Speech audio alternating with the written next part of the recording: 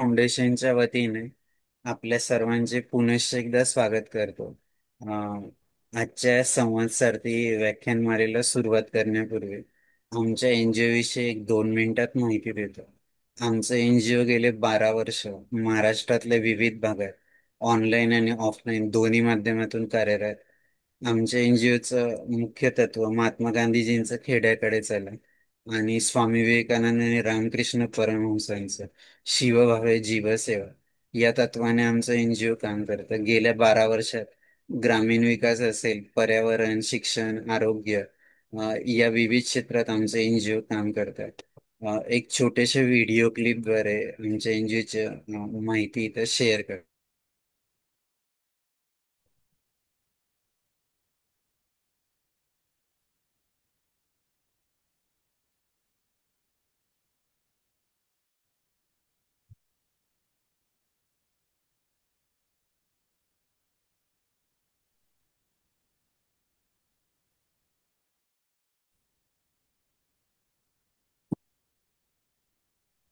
निर्माणों के पावन युग में हम चरित्र निर्माण न भूले, स्वार्थ साधना की आंधी में वसुधा का कल्याण न भूले। माना अगम गाध सिंधु है, संघर्षों का पार नहीं है, किंतु डूबना मझधारों में साहस को स्वीकार नहीं है। जटिल समस्या सुलझाने को नूतन अनुसंधान न भूले। निर्माणों के पावन युग में हम चरित्र निर्माण न भूले, स्वार्थ साधना की आंधी में वसुधा का कल्याण न भूले। शील विनय आदर्श श्रेष्ठता तार बिना झंकार नहीं है। शिक्षा क्या स्वर साध सकेगी यदि नैतिक आधार नहीं है। कीर्ति कौमुदी की गरिमा में संस्कृति का सम्मान न भूले। निर्माणों के पावन युग में हम चरित्र निर्माण न भूले, स्वार्थ साधना की आंधी में वसुधा का कल्याण न भूले। आविष्कारों की कृतियों में यदि मानव का प्यार नहीं है, सुजनहीन विज्ञान। कोरोना काळात कोरोना काळात जेव्हा आमच्या सगळ्या ऍक्टिव्हिटी बंद होत्या फिजिकल, आम्ही ऑनलाईन वेबिनार सिरीज सुरू केली की ज्याच्यात महाराष्ट्रातील विविध क्षेत्रात कार्यरत असणाऱ्या व्यक्तींना आमंत्रित केलं. वेगवेगळ्या विषयांवर, जसं ग्रामीण विकास असेल, शेतीच्या विविध पद्धती जसं millets farming, natural farming, organic farming, yogic farming यासोबतच त्या संपूर्ण कोरोना काळात टीव्ही आणि मोबाईलच्या स्क्रीनचा वापर खूप वाढला होता. त्यासाठी आम्ही त्यावर कंट्रोल करण्यासाठी पालकांच्या आणि विद्यार्थ्यांच्या ऑनलाईन वर्कशॉप देखील घेतलं. यासोबत आपले दैवत छत्रपती शिवराय, डॉक्टर बाबासाहेब आंबेडकर, भगवान गौतम बुद्ध यासोबत विश्व शांती असेल, जलसाक्षरता, आरोग्य अशा विविध विषयांवर देखील आम्ही तज्ज्ञांना बोलवलं. हे सगळं घडत असताना मनात जाणवत होतं की एक असा उपक्रम सुरू करूया की ज्याच्यात संवाद होईल. म्हणून संवाद सारथी व्याख्यानमालेच सुरुवात झाली. आमच्या प्रमुख मार्गदर्शिका भावनाताई विस्पुते यांच्या मार्गदर्शनाने आम्ही 15 ऑगस्ट 2022 संवाद सारथी व्याख्यानमालेची सुरुवात केली. आणि त्याचा मुख्य उद्देश हाच होता की जे पण अपंग किंवा डिफरंटली एबल व्यक्ती आहेत त्यांना त्यांच्या जीवनात रोजचा खूप सारा संघर्ष असतो. मग संघर्ष करत असताना त्यांच्या जीवनात असलेल्या ज्या काही कमी आहे त्या शोधून काढून त्याच्यावर कशी मात करतात, आपल्या जीवनाचं बॅलन्सिंग कसं करतात, लाईफ बॅलन्सिंग यासोबतच त्यांचं जे काही करिअर आहे, व्यवसाय असेल किंवा त्यांचा बिझनेस असेल किंवा त्यांचा खेळ असेल, तर त्यावर ते आपल्या सहकाऱ्यांसोबत कसं जुळवून घेतात, कधी त्यांच्या पुढे तर कधी त्यांच्या सोबतीने ते कसं जात असतात.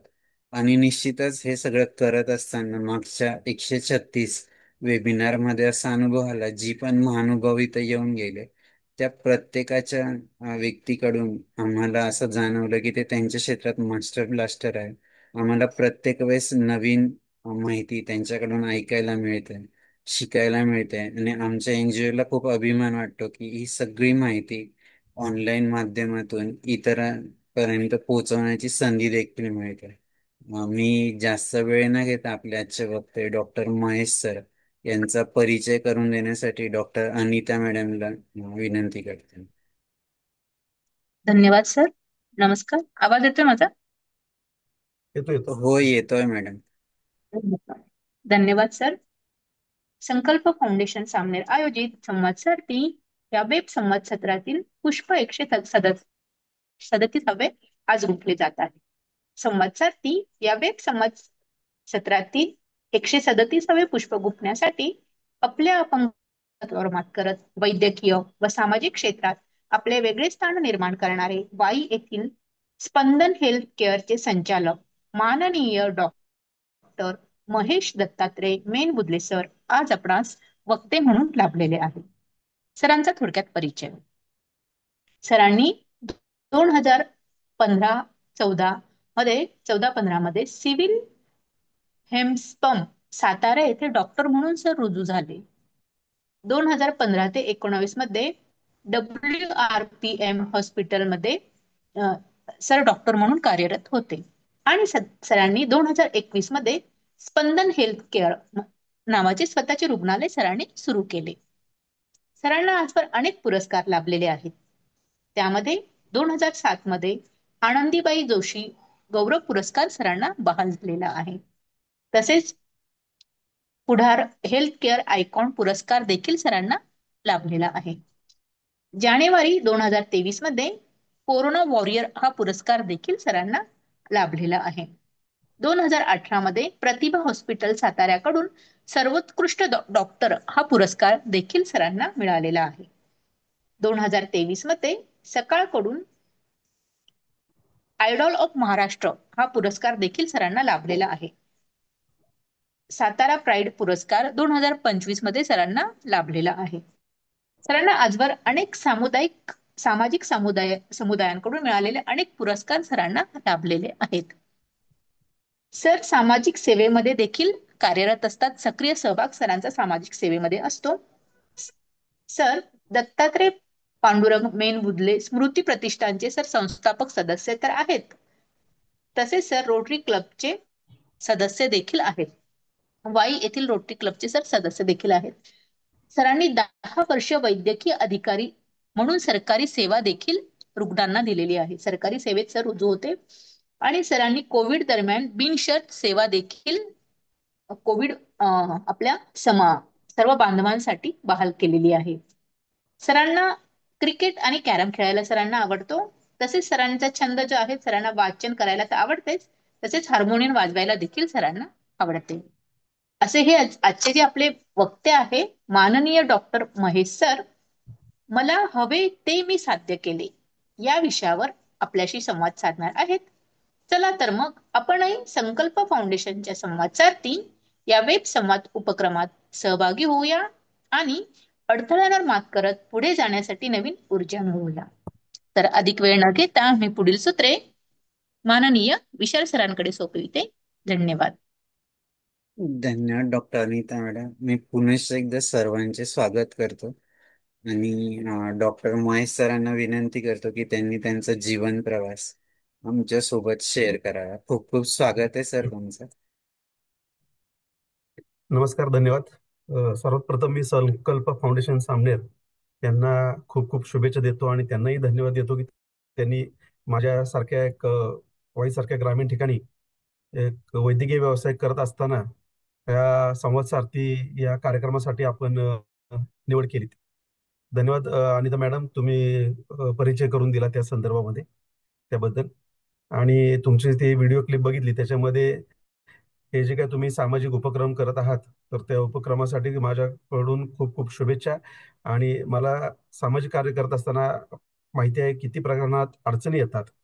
तर त्या अडचणीवर मात करत आज तागायत तुम्ही 12 वर्ष हे फाउंडेशन चालवलं आहे. आणि 3 वर्ष झालं, जवळ 2.5-3 वर्ष होतील आता, की संवाद सारथी सारखा एक चांगला अभिनव उपक्रम तुम्ही राबवत आहात. तर ह्या सर्व गोष्टीसाठी फार मोठ्या स्वरूपामध्ये समर्पण आणि त्यागाची आणि चिकाटीची गरज असते. तर विशाल सर, तुमच्या सर्व टीमचं मी खूप खूप अभिनंदन करतो आणि तुम्हाला शुभेच्छा देतो.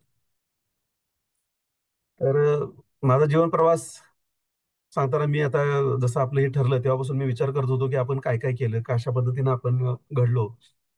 तर हे सगळ्या ज्या गोष्टी असतात ह्या माझा आवाज येतोय ना? हो आवाज हो येतोय सर, सर, सगळ्यांना येतोय. येतोय व्यवस्थित? येतोय. येतोय येतोय. माझा जन्म 31 ऑक्टोबर 1975 वाई येथे झाला. वडील एस टी मध्ये कंडक्टर होते. आमचं गाव वाईपासून एक 5 किलोमीटरवर बावधन म्हणून आहे. तिथं शेतीमध्ये काम करत होते वडील, परंतु एस टी मध्ये त्यांना नोकरी लागल्यानंतर ते वाईला स्थायिक झाले. आणि निव्वळ फक्त मुलांच्या शिक्षणासाठी त्यांनी हा निर्णय घेतला. आमच्या म्हणजे वडिलांची जुनी 11वी झालेली आहे, आईची जुनी 11वी झालेली आहे. परंतु आम्ही तिघं भाऊ आहे. माझे मोठे बंधू आहेत, ते ॲडव्होकेट आहेत. त्यांनी BSc LLB केलेलं आहे, गोल्ड मेडलिस्ट. मी MBBS आणि त्याच्यानंतर MD मेडिसिन केलं BJ मेडिकल कॉलेज इथून. आणि माझे धाकटे बंधू आहेत, ते इंजिनियर आहेत. ही इज इलेक्ट्रॉनिक्स इंजिनियर, आणि ते आता मल्टीनॅशनल कंपनीमध्ये साऊथ ईस्ट एशियाचे हेड म्हणून काम करतात. तर वडील एसटी कंडक्टर आहेत, आई गृहिणी आहे. परंतु मोठा भाऊ वकील, मी डॉक्टर आणि धाकटा भाऊ इंजिनियर. हे त्यांनी स्वप्न लहानपणीच वडिलांनी बघितलेलं होतं की माझी तिन्ही मुलं, एक वकील होईल, एक डॉक्टर होईल, एक इंजिनियर होईल. ते लहानपणापासून आमच्यावरती ते बिंबवलं जायचं सारखं, की तुला वकील व्हायचं, तुला डॉक्टर व्हायचं, तुला इंजिनियर व्हायचं. ज्या काळामध्ये आपल्याला हे माहिती नसतं की हे काय असते, वकील म्हणजे काय, डॉक्टर म्हणजे काय, इंजिनियर म्हणजे काय. आणि आता अपंगत्वाबद्दल बोलायचं झालं तर 1975चा जन्म, 1980 पर्यंत सगळ्या गोष्टी व्यवस्थित होत्या. परंतु 1980ला एक छोटासा अपघात झाला आणि डाव्या पायाला मांडीमध्ये गँग्रीन झालं. म्हणजे थोडे दिवस जरी लेट झाला असता तरी तो डावा पाय काढावा लागला असता. परंतु दैवयोगानं किंवा येथील मिशन हॉस्पिटलमध्ये तज्ज्ञ डॉक्टर होते आणि त्यांनी तिथं ट्रीटमेंट केली आणि तो डावा पाय बरा झाला. परंतु त्याच महिन्यामध्ये उजव्या पायाला पोलिओ झाला. आता उजव्या पायाला पोलिओ झाला, तर हे खरं वास्तविक आपलं न कळण्याचं वय आहे. म्हणजे मी चांगला कधी चालत होतो हे मला आठवत पण नाही. चांगलं चालणं किंवा नॉर्मली 2 पायावर चालणं काय हे मला आठवत पण नाही, अजूनही आठवत नाही मला. परंतु त्याच्यानंतर उजव्या पायातली ताकद कमी होत गेली आणि मग हँड टू नी गेट, म्हणजे पायावर हात ठेवून चालण्याचं सुरुवात झाली. उजव्या पायाला polio, post polio residual paralysis झाला. परंतु लहानपणापासूनच घरातले सगळे सगळ्यांचे सहकार्य आणि एक खेळकर स्वभाव, खोडकर स्वभाव असल्या कारणानं सारखं दडपडणं वगैरे असायचं. वाईतील नगरपालिकेच्या शाळा क्रमांक 5 मध्ये 1ली ते 4थीचं शिक्षण होतं. आणि सारखं धडपड असल्यामुळे कुठेतरी जखमा झालेल्या असायच्या, कुठं लागलेलं असायचं. आणि योगायोगानं आमच्या ह्या मराठी शाळेच्या समोरच बरोबर जुना सरकारी दवाखाना होता. मग तिथं ड्रेसिंग करायला, पट्टी करायला, हे करायला मला तिथं जावं लागायचं. आता ते करत असताना तिथले लोकांचं वागणूक, त्यांच्या आपल्याबद्दलची भावना, हे सगळं मी जवळून बघायचो. तिथं नंबरला बसलो असताना असताना बऱ्याच वेळा माझ्या डोक्यात असायचं की आपण पण डॉक्टर व्हायचं. आपण पण डॉक्टर होऊन अशा ठिकाणी बसायचं आणि आपण चांगल्या पद्धतीने लोकांशी वागायचं. जसे ते आता चिडून वागतात, बोलतात, काय करतात. तर ते तसं नाही व्हायला पाहिजे. हे चुकीचं आहे. हे मला कुठेतरी त्यावेळेस 1ली ते 4थी मध्ये मलाही जाणवत होतं. त्याच्यानंतर वडिलांची आणि आईच्या अभ्यासाबद्दलची फार कडक शिस्त होती. तर त्यामुळं नेहमी चांगले मार्क पडले पाहिजेत, पहिला नंबर मिळाला पाहिजे, असं त्यांचं म्हणणं होतं. म्हणजे चांगले मार्क पडले पाहिजेत. 80चं आम्हाला टार्गेट दिलं होतं. 80% तुम्हाला दरवर्षी प्रत्येक परीक्षेमध्ये पडलेच पाहिजेत, असा त्यांचा आग्रह असायचा. नंतर परत वाईतील तर्कतीर्थ लक्ष्मणशास्त्री जोशी म्हणजे विद्यालयामध्ये 5वी ते 10वी साठी ऍडमिशन घेतलं. मग त्यावेळेला मला सर्टिफिकेट काढण्याचा योग आला. म्हणजे शैक्षणिक शिष्यवृत्ती असेल किंवा अजून शालेय काय गोष्टीसाठी असेल, तर ते सर्टिफिकेट काढण्यासाठी मी सिव्हिल हॉस्पिटल सातारा येथे गेलो. तर तिथेही बऱ्याच वेळा मला वाईट अनुभव आला. म्हणजे ज्या पद्धतीनं आपण म्हणतो की दिव्यांगांना सन्मानजनक वागणूक मिळाली पाहिजे, परंतु हे फक्त बोलण्याची गोष्टी असतात. वास्तविकदृष्ट्या काय त्रास सहन करावा लागतो तो मी बघितलेला आहे. तर त्यावेळेस सुद्धा मला बऱ्याच वेळा असं मनामध्ये विचार आला की मी सुद्धा कधीतरी सिव्हिल सर्जन बनून येईल आणि सिव्हिल सर्जन बघणं किंवा डॉक्टर होणं, या क्षेत्रात काहीतरी चांगलं काम करणं, हे लहानपणापासून सतत काही ना काहीतरी डोक्यामध्ये. नेहमी असायचं माझ्या. 80% वगैरे ते जिद्द वगैरे ते सगळं चालूच होते. नंतर 10वी मध्ये 83% मार्क पडले. मग वडिलांनी अगोदरच ठरवलेलं किंवा तुला डॉक्टर व्हायचंय, आणि ते पण MBBS डॉक्टर व्हायचं. मग त्याला काय लागते माहिती त्यांनी सगळी पूर्ण माहिती काढलेली होती. मग तसं मी 11वीला ऍडमिशन घेतलं आणि तसा पुढचा प्रवास सुरू झाला 11वी 12वी. आता इथं सांगायचं तर 11वी मराठी मीडियम मधून इंग्लिश मीडियम मध्ये गेल्यानंतर अचानक ड्रास्टिक बदल झाला आणि 11वी मला फार असं अवघड वाटायला लागलं की हे अवघड दिसतं फार. त्या दरम्यानच्या काळामध्ये कॉलेजमध्ये 1992ला 91ला रात्र 91ला प्रोफेसर लोकांचा संप झाला होता, स्ट्राईक झाला होता. 2 महिने कॉलेजमध्ये कोणी शिकवत नव्हतं. फक्त आमचे फिजिक्सचे सर होते, खटावकर सर. ते संपावरती गेलेले नव्हते.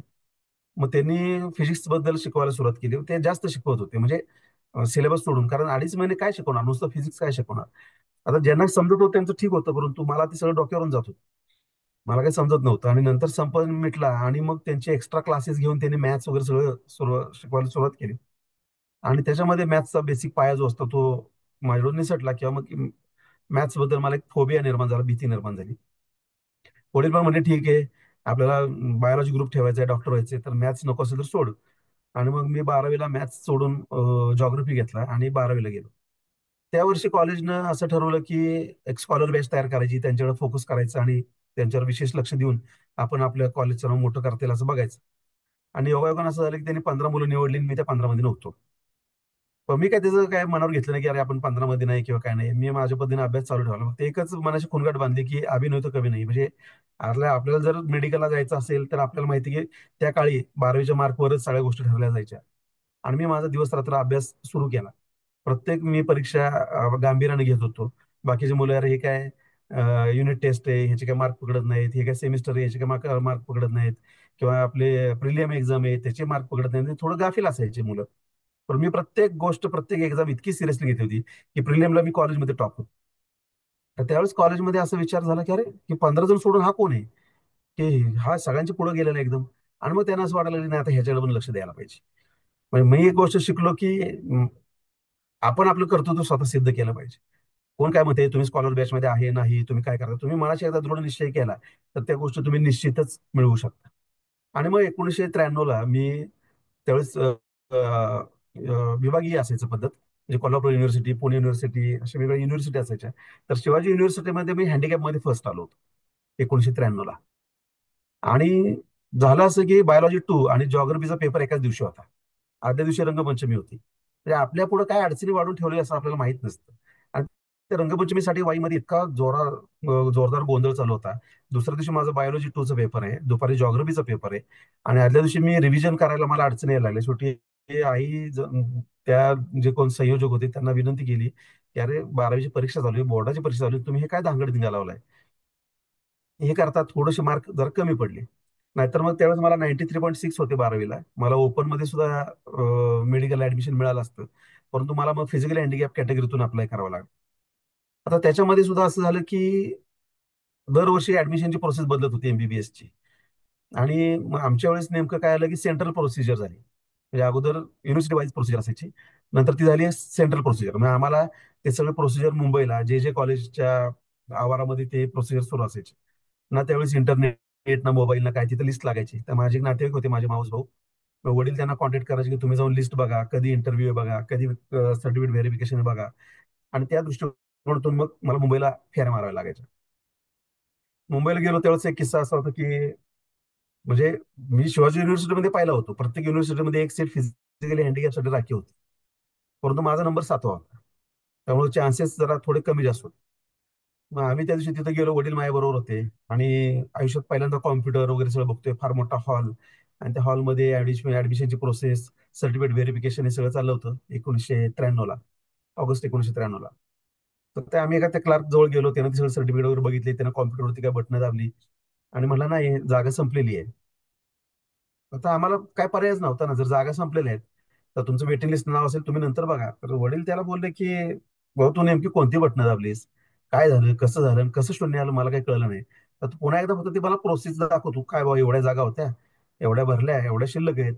तर तो जरा हेटाळी सुरू म्हणला तुम्हाला कळत नाही का, तुम्ही कशाला आलाय असं तसं. बाबा म्हणले फक्त तू मला फक्त दाखव तर फक्त, की एवढा युनिव्हर्सिटीमध्ये त्यानं वर्षभर अभ्यास करून युनिव्हर्सिटीमध्ये नंबर काढला आणि त्याला जागा मिळत नाही म्हणजे कसं काय होतं. ठीक आहे म्हणलं, तो वैतागून त्यानं बटणं दाबली, काय केलं, आणि योगायोग असा की एक जागा आली, गव्हर्नमेंट मेडिकल कॉलेज मिरज एक. म्हटलं थांबा थांबा काका, थांबा थांबा, बरं झालं म्हटलं तुम्ही सांगितलं बघा, एक जागा आहे. बाबांना राग आला की जर मी समजा हे काय बोललो नसतो, माझ्या जागेवर दुसरा एखादा व्यक्ती असता तर तो निघून गेला असता. मग त्या मुलाच्या करिअरचं काय झालं असतं. आणि वडिलांनी एक ठरवलेलं, केलं तर एमबीबीएस, नाहीतर सरळ बीएससी ला ऍडमिशन घ्यायचं, किंवा मग त्याच्यानुसार पुढचं वाटचाल करायची. योगायोग असा की बाबांनी मग त्याला तिथं त्या हॉलमध्ये खरं एक फटका दिलाच त्याला तिथं. मग मी सुद्धा गांगरून गेलो की अरे, मुंबई सारख्या जे जे सारख्या ठिकाणी असं करतात. ते सगळे सिक्युरिटी वर आले, आमच्या वडिलांना पकडलं, मी घाबरून गेलो. म्हणजे मी आता जे तुम्हाला दिसतोय हा पूर्ण ट्रान्सफॉर्म झालेला आहे, म्हणजे पूर्ण बदल झालेला आहे. त्या काळात एकदम लाजळू, कमी बोलणारा, अशा पद्धतीचा मी व्यक्ती होतो. मग वडील त्यांना म्हणले ठीक आहे, तुम्ही माझ्यावर काय कारवाई करायची ती करा, पण का मारलं मी फक्त त्याला विचारा ना. किंवा त्यानं सांगितलं जागा नाही, आम्ही निघून गेलो असतो तर तुम्ही काय केलं असतं, माझ्या मुलाचं आयुष्य स्पॉईल झालं असतं या गोष्टीमुळे. मग त्यांनी सोडून दिलं. बाबांनी पण लगेच ते आमचं अपॉइंटमेंट लेटर घेतलं. तिथून तडक आम्ही वाईला आलो. वाईवरून दुसऱ्या दिवशी सकाळी मिरजला गेलो, ऍडमिशन सिक्युअर केलं. ऍडमिशन सिक्युअर केल्यानंतर तिथं त्यांनी जरा त्यांचे काय कॉन्टॅक्ट वापरून किंवा ओळखी काढून काहीतरी करून मला रॅगिंग होणार नाही, कसं पूर्ण करता येईल, कसं एमबीबीएस नीट होता येईल, अशा पद्धतीने त्यांनी तिथं मला सुरक्षित वातावरण निर्माण करण्याचे प्रयत्न केला.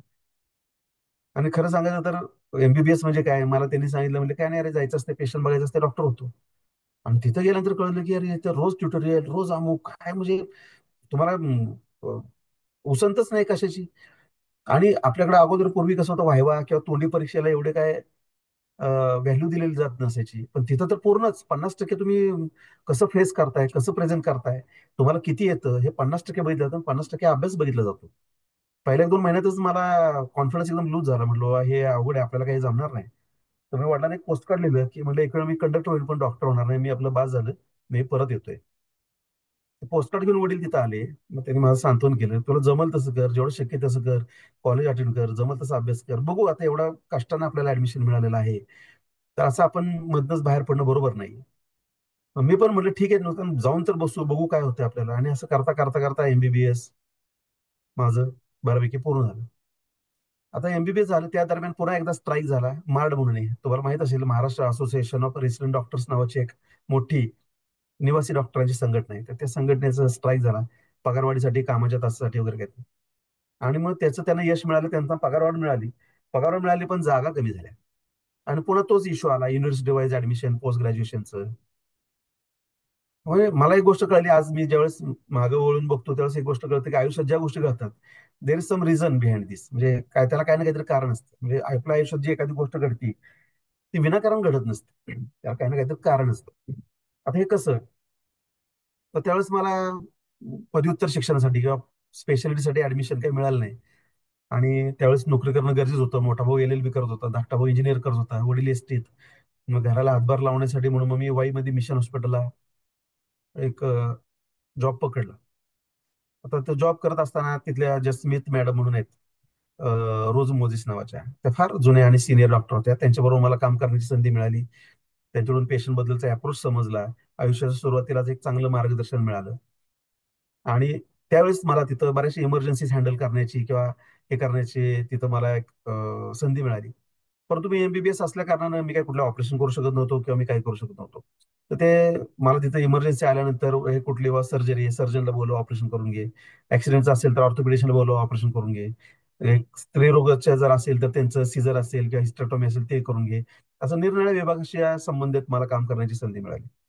परंतु त्यावेळेस ते ऑपरेशन थिएटरमध्ये मला पदव्युत्तर शिक्षणाचं महत्व, गोडी, आवड, या सगळ्या गोष्टी तिथं समजल्या. त्यांच्या त्याच्या तिथं गप्पा चालायच्या की अरे आमच्या पीजी मध्ये असं चालायचं, आमच्या पीजी मध्ये असं असायचं, आम्ही इथं शिकलो, आम्ही असं केलं. ते ऐकून ऐकून असं वाटायला लागलं, नाही आपण पण पीजी करण्याशिवाय गत्यंतर नाही. आणि करायचं तर मग कुठं करायचं, तर त्या सगळ्या गप्पातून मला कळलं की बीजे मेडिकल कॉलेजलाच करायचं. त्यावेळेस मला सर्जरीमध्ये फार इंटरेस्ट होता. त्यामुळे सर्जिकल ब्रँच बद्दल मला खूप आकर्षण निर्माण झालं. पण नंतर योगायोगानं ते जसं काळ पुढे जात गेला तसं मग ते सर्जरीचं आकर्षण कमी झालं आणि मग मेडिसिन मध्ये गोडी निर्माण झाली, हृदयरोग तज्ञामध्ये. असं बघता बघता 3 वर्ष झाली. अनुभव भरपूर होता. पीजीला तर काही ऍडमिशन मिळत नव्हतं. आता सारखी तिथं त्यावेळेस पीजी नीट वगैरे असं काही परीक्षा नव्हती. मग तुम्ही कुठं करणार, काय करणार, नोकरीची तर गरज होती. मग त्यावेळेस असा विचार केला की आपण प्रायव्हेट प्रॅक्टिस करूया. पण प्रायव्हेट प्रॅक्टिस करण्या अगोदर मग गव्हर्नमेंट मेडिकल कॉलेज मिरजला माझं MBBS झाल्या कारणानं बॉन्ड लिहून दिलेला होता किंवा मी गव्हर्नमेंट सर्व्हिस करीन 1 वर्ष का होईना. गव्हर्नमेंट सर्व्हिस मिळवण्यासाठी मी भरपूर चकरा मारल्या, पण काय कुठं काय मिळत नव्हतं. हे पूर्ण जे सरकारी खातं आहे काय हे मी फार जवळून बघितलेलं आहे. ते देण्या घेण्याशिवाय याच्यामध्ये काही तुम्ही टिकू शकत नाही, काही नाही. तर देण्या घेण्याची पण तयारी नव्हती. मला पहिली ऑर्डर दिली तिने नागपूरची.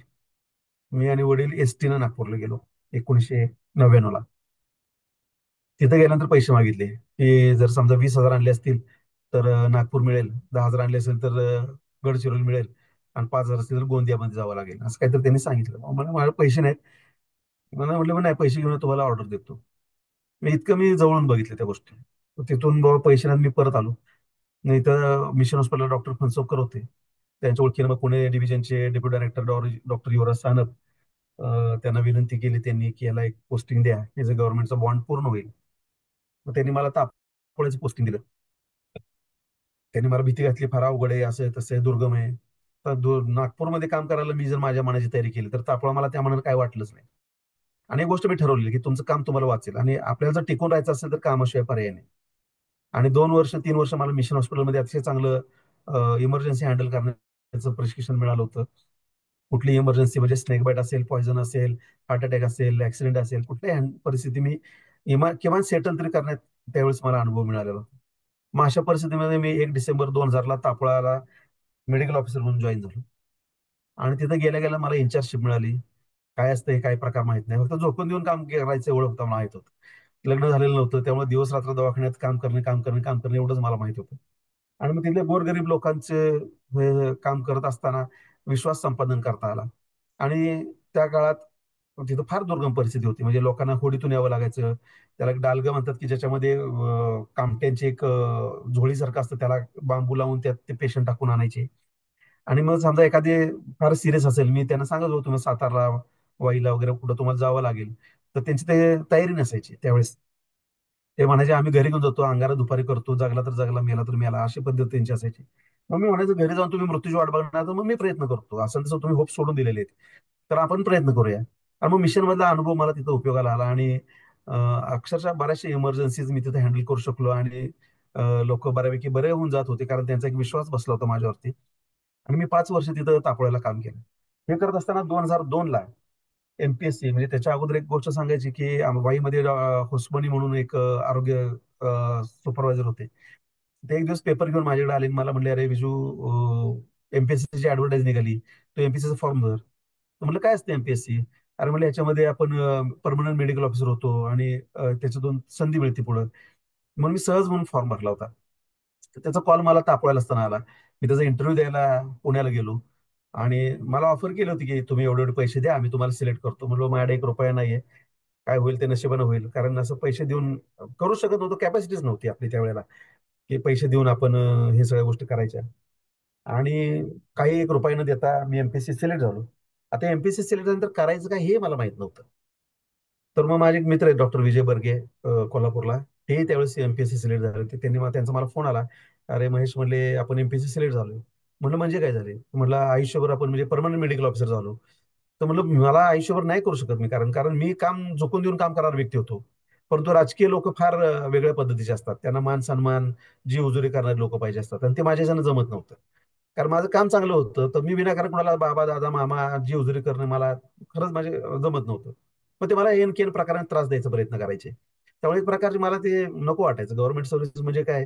आणि खरं सांगायचं तर आम्ही ज्यावेळेस वैद्यकीय अधिकारी एकत्र यायचो, त्या चेष्टेने आम्ही एकमेकांना असं बोलायचो की वैद्यकीय अधिकारी गट अ, वर्ग 2 गट अ, हे आमची पोस्ट असायची, की जी equivalent to BDO, equivalent to अशा पोस्ट आहेत. परंतु ते परड्यातल्या गवताप्रमाणे लोक कोणी येऊन बोलून जायचे. मग कोणी स्थानिक सरपंच, ग्रामपंचायत मेंबर, कोणी पुढारी, कोणी पंचायत समिती मेंबर, कोणी जिल्हा परिषद मेंबर, कोणी येऊन बोलून जायचे. आणि ते वाईट वाटायचं, म्हणजे काही कारण नसताना आपण लोकांची बोलणी का खा. त्यामुळे एक आयुष्यभर नाही म्हणलो मी वैद्यकीय अधिकारी म्हणून आयुष्यभर नाही काम करू शकत. पण तो म्हणला, अरे आपण इन सर्व्हिस पोस्ट ग्रॅज्युएशन करू शकतो. हा म्हणलं मग ठीक आहे. माझी पोस्ट ग्रॅज्युएशन करण्याची जी काही तळमळ होती ती कुठंतरी आता डोकावायला लागली, किंवा त्या गोष्टीसाठी का होईना पण आपण ह्यात टिकून राहिलं पाहिजे. आता तापळा हे नवीन एस्टॅब्लिश झालेला प्राथमिक आरोग्य केंद्र होतं, ज्याची स्थापना 1999ला झाली. आणि मी 2000ला जॉईन झालो तिथं. एक क्रायटेरिया असा होता की ज्यांनी दुर्गम भागात काम केलंय त्यांना सर्व्हिसची अट नव्हती की त्यांनी 5 वर्ष सर्व्हिस केली पाहिजे वगैरे, असं काय नव्हतं. तुम्ही 2 वर्ष सर्व्हिस केली तरी तुम्ही PG ला इलिजिबल होऊ शकत होता. तर माझे त्यावेळेस तत्कालीन जिल्हा आरोग्य अधिकारी म्हणले, अरे महेश, तू तापोळा कंटिन्यू कर, तुला पीजीला लवकर ऍडमिशन मिळेल, तुला पीजी करायची इच्छा आहे हे आम्हाला माहिती आहे. म्हटलं चालेल सर. मग माझी एमपीसीची ऑर्डर पुसेगावची आली होती, पण मी स्वतः विनंती अर्ज दिला आणि पोसेगाव कॅन्सल करून मी तापोळा कंटिन्यू घेतलं, का तर मला पीजीला लवकर जाता येईल. तर दैवयोग काय असतो बघा, ज्यावेळेस मी इलिजिबल होणार त्यावेळेस तोपर्यंत तापोळा पीएससी डिफिकल्ट मध्ये नव्हतंच, त्यामुळे त्यांनी 5 वर्षाची क्रायटेरिया ठेवला. आणि 2005ला ज्यावेळेस मी इलिजिबल झालो त्यावेळेस त्यांनी सांगितलं की नीट द्यावी लागणार, पीजी नीट. झालं, पुन्हा परीक्षा, पुन्हा अभ्यास काय. आणि 2004ला त्यावेळेस मांढरदेव मोठी दुर्घटना घडली होती. 394 लोकांचा मृत्यू झाला होता चेंगराचेंगरीमध्ये. आणि तापोळ्यामध्ये काम करणं असंही झालं होतं, कारण तिथं स्थानिक पातळीवरती बऱ्यापैकी राजकारण वाढत चाललं होतं. आणि मला आता आपण इथं थांबणं टिकणं बरोबर नाही, म्हणून मी माझी बदली प्राथमिक आरोग्य केंद्र कवठे, वाई तालुका इथं करून घेतली. आणि मग 1 मे 2005 ते 30 जून 2010 असे 5 वर्ष मी कवठे येथे प्राथमिक आरोग्य केंद्रात काम करतो. आता हे सगळं सांगण्यामागचं कारण असं की मी कवठ्याला आलो आणि त्याच्याच अगोदल्या वर्षी मांढरदेवची दुर्घटना झाली होती. प्रशासन सजग झालं होतं आणि त्यामुळे दरवर्षी जानेवारीमध्ये आमच्या ड्युट्या मांढरदेव या ठिकाणी लागायच्या. सकाळी 8 ते रात्री 8, डिसेंबर जानेवारी 2 महिने आमच्या ड्युट्या तिथं असायच्या.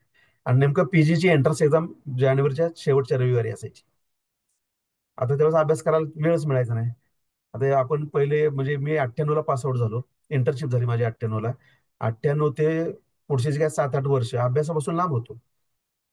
पेशंट बघणं एवढंच आणि पेशंट रिलेटेड वाचणं एवढंच होतं. थेअरी वाचणं असं काय त्यावेळेस होत नव्हतं. आणि मग ती पीजी एंट्रन्स एक्झाम मी दरवर्षी द्यायची. 2006ला दिली, 2007ला दिली, 2008ला दिली. दरवर्षी थोड्या मार्काने हे जायचं. आणि माझ्या बंधूंनी, माझ्या पत्नीनं 2001ला माझं लग्न झालं. माझी पत्नी, आई वडील, बंधूंनी फार हे केलं, अरे आपल्याला पीजी करायचंय, आपल्याला पोस्ट ग्रॅज्युएशन करायचंय, आपल्याला स्वतःच हॉस्पिटल करायचंय.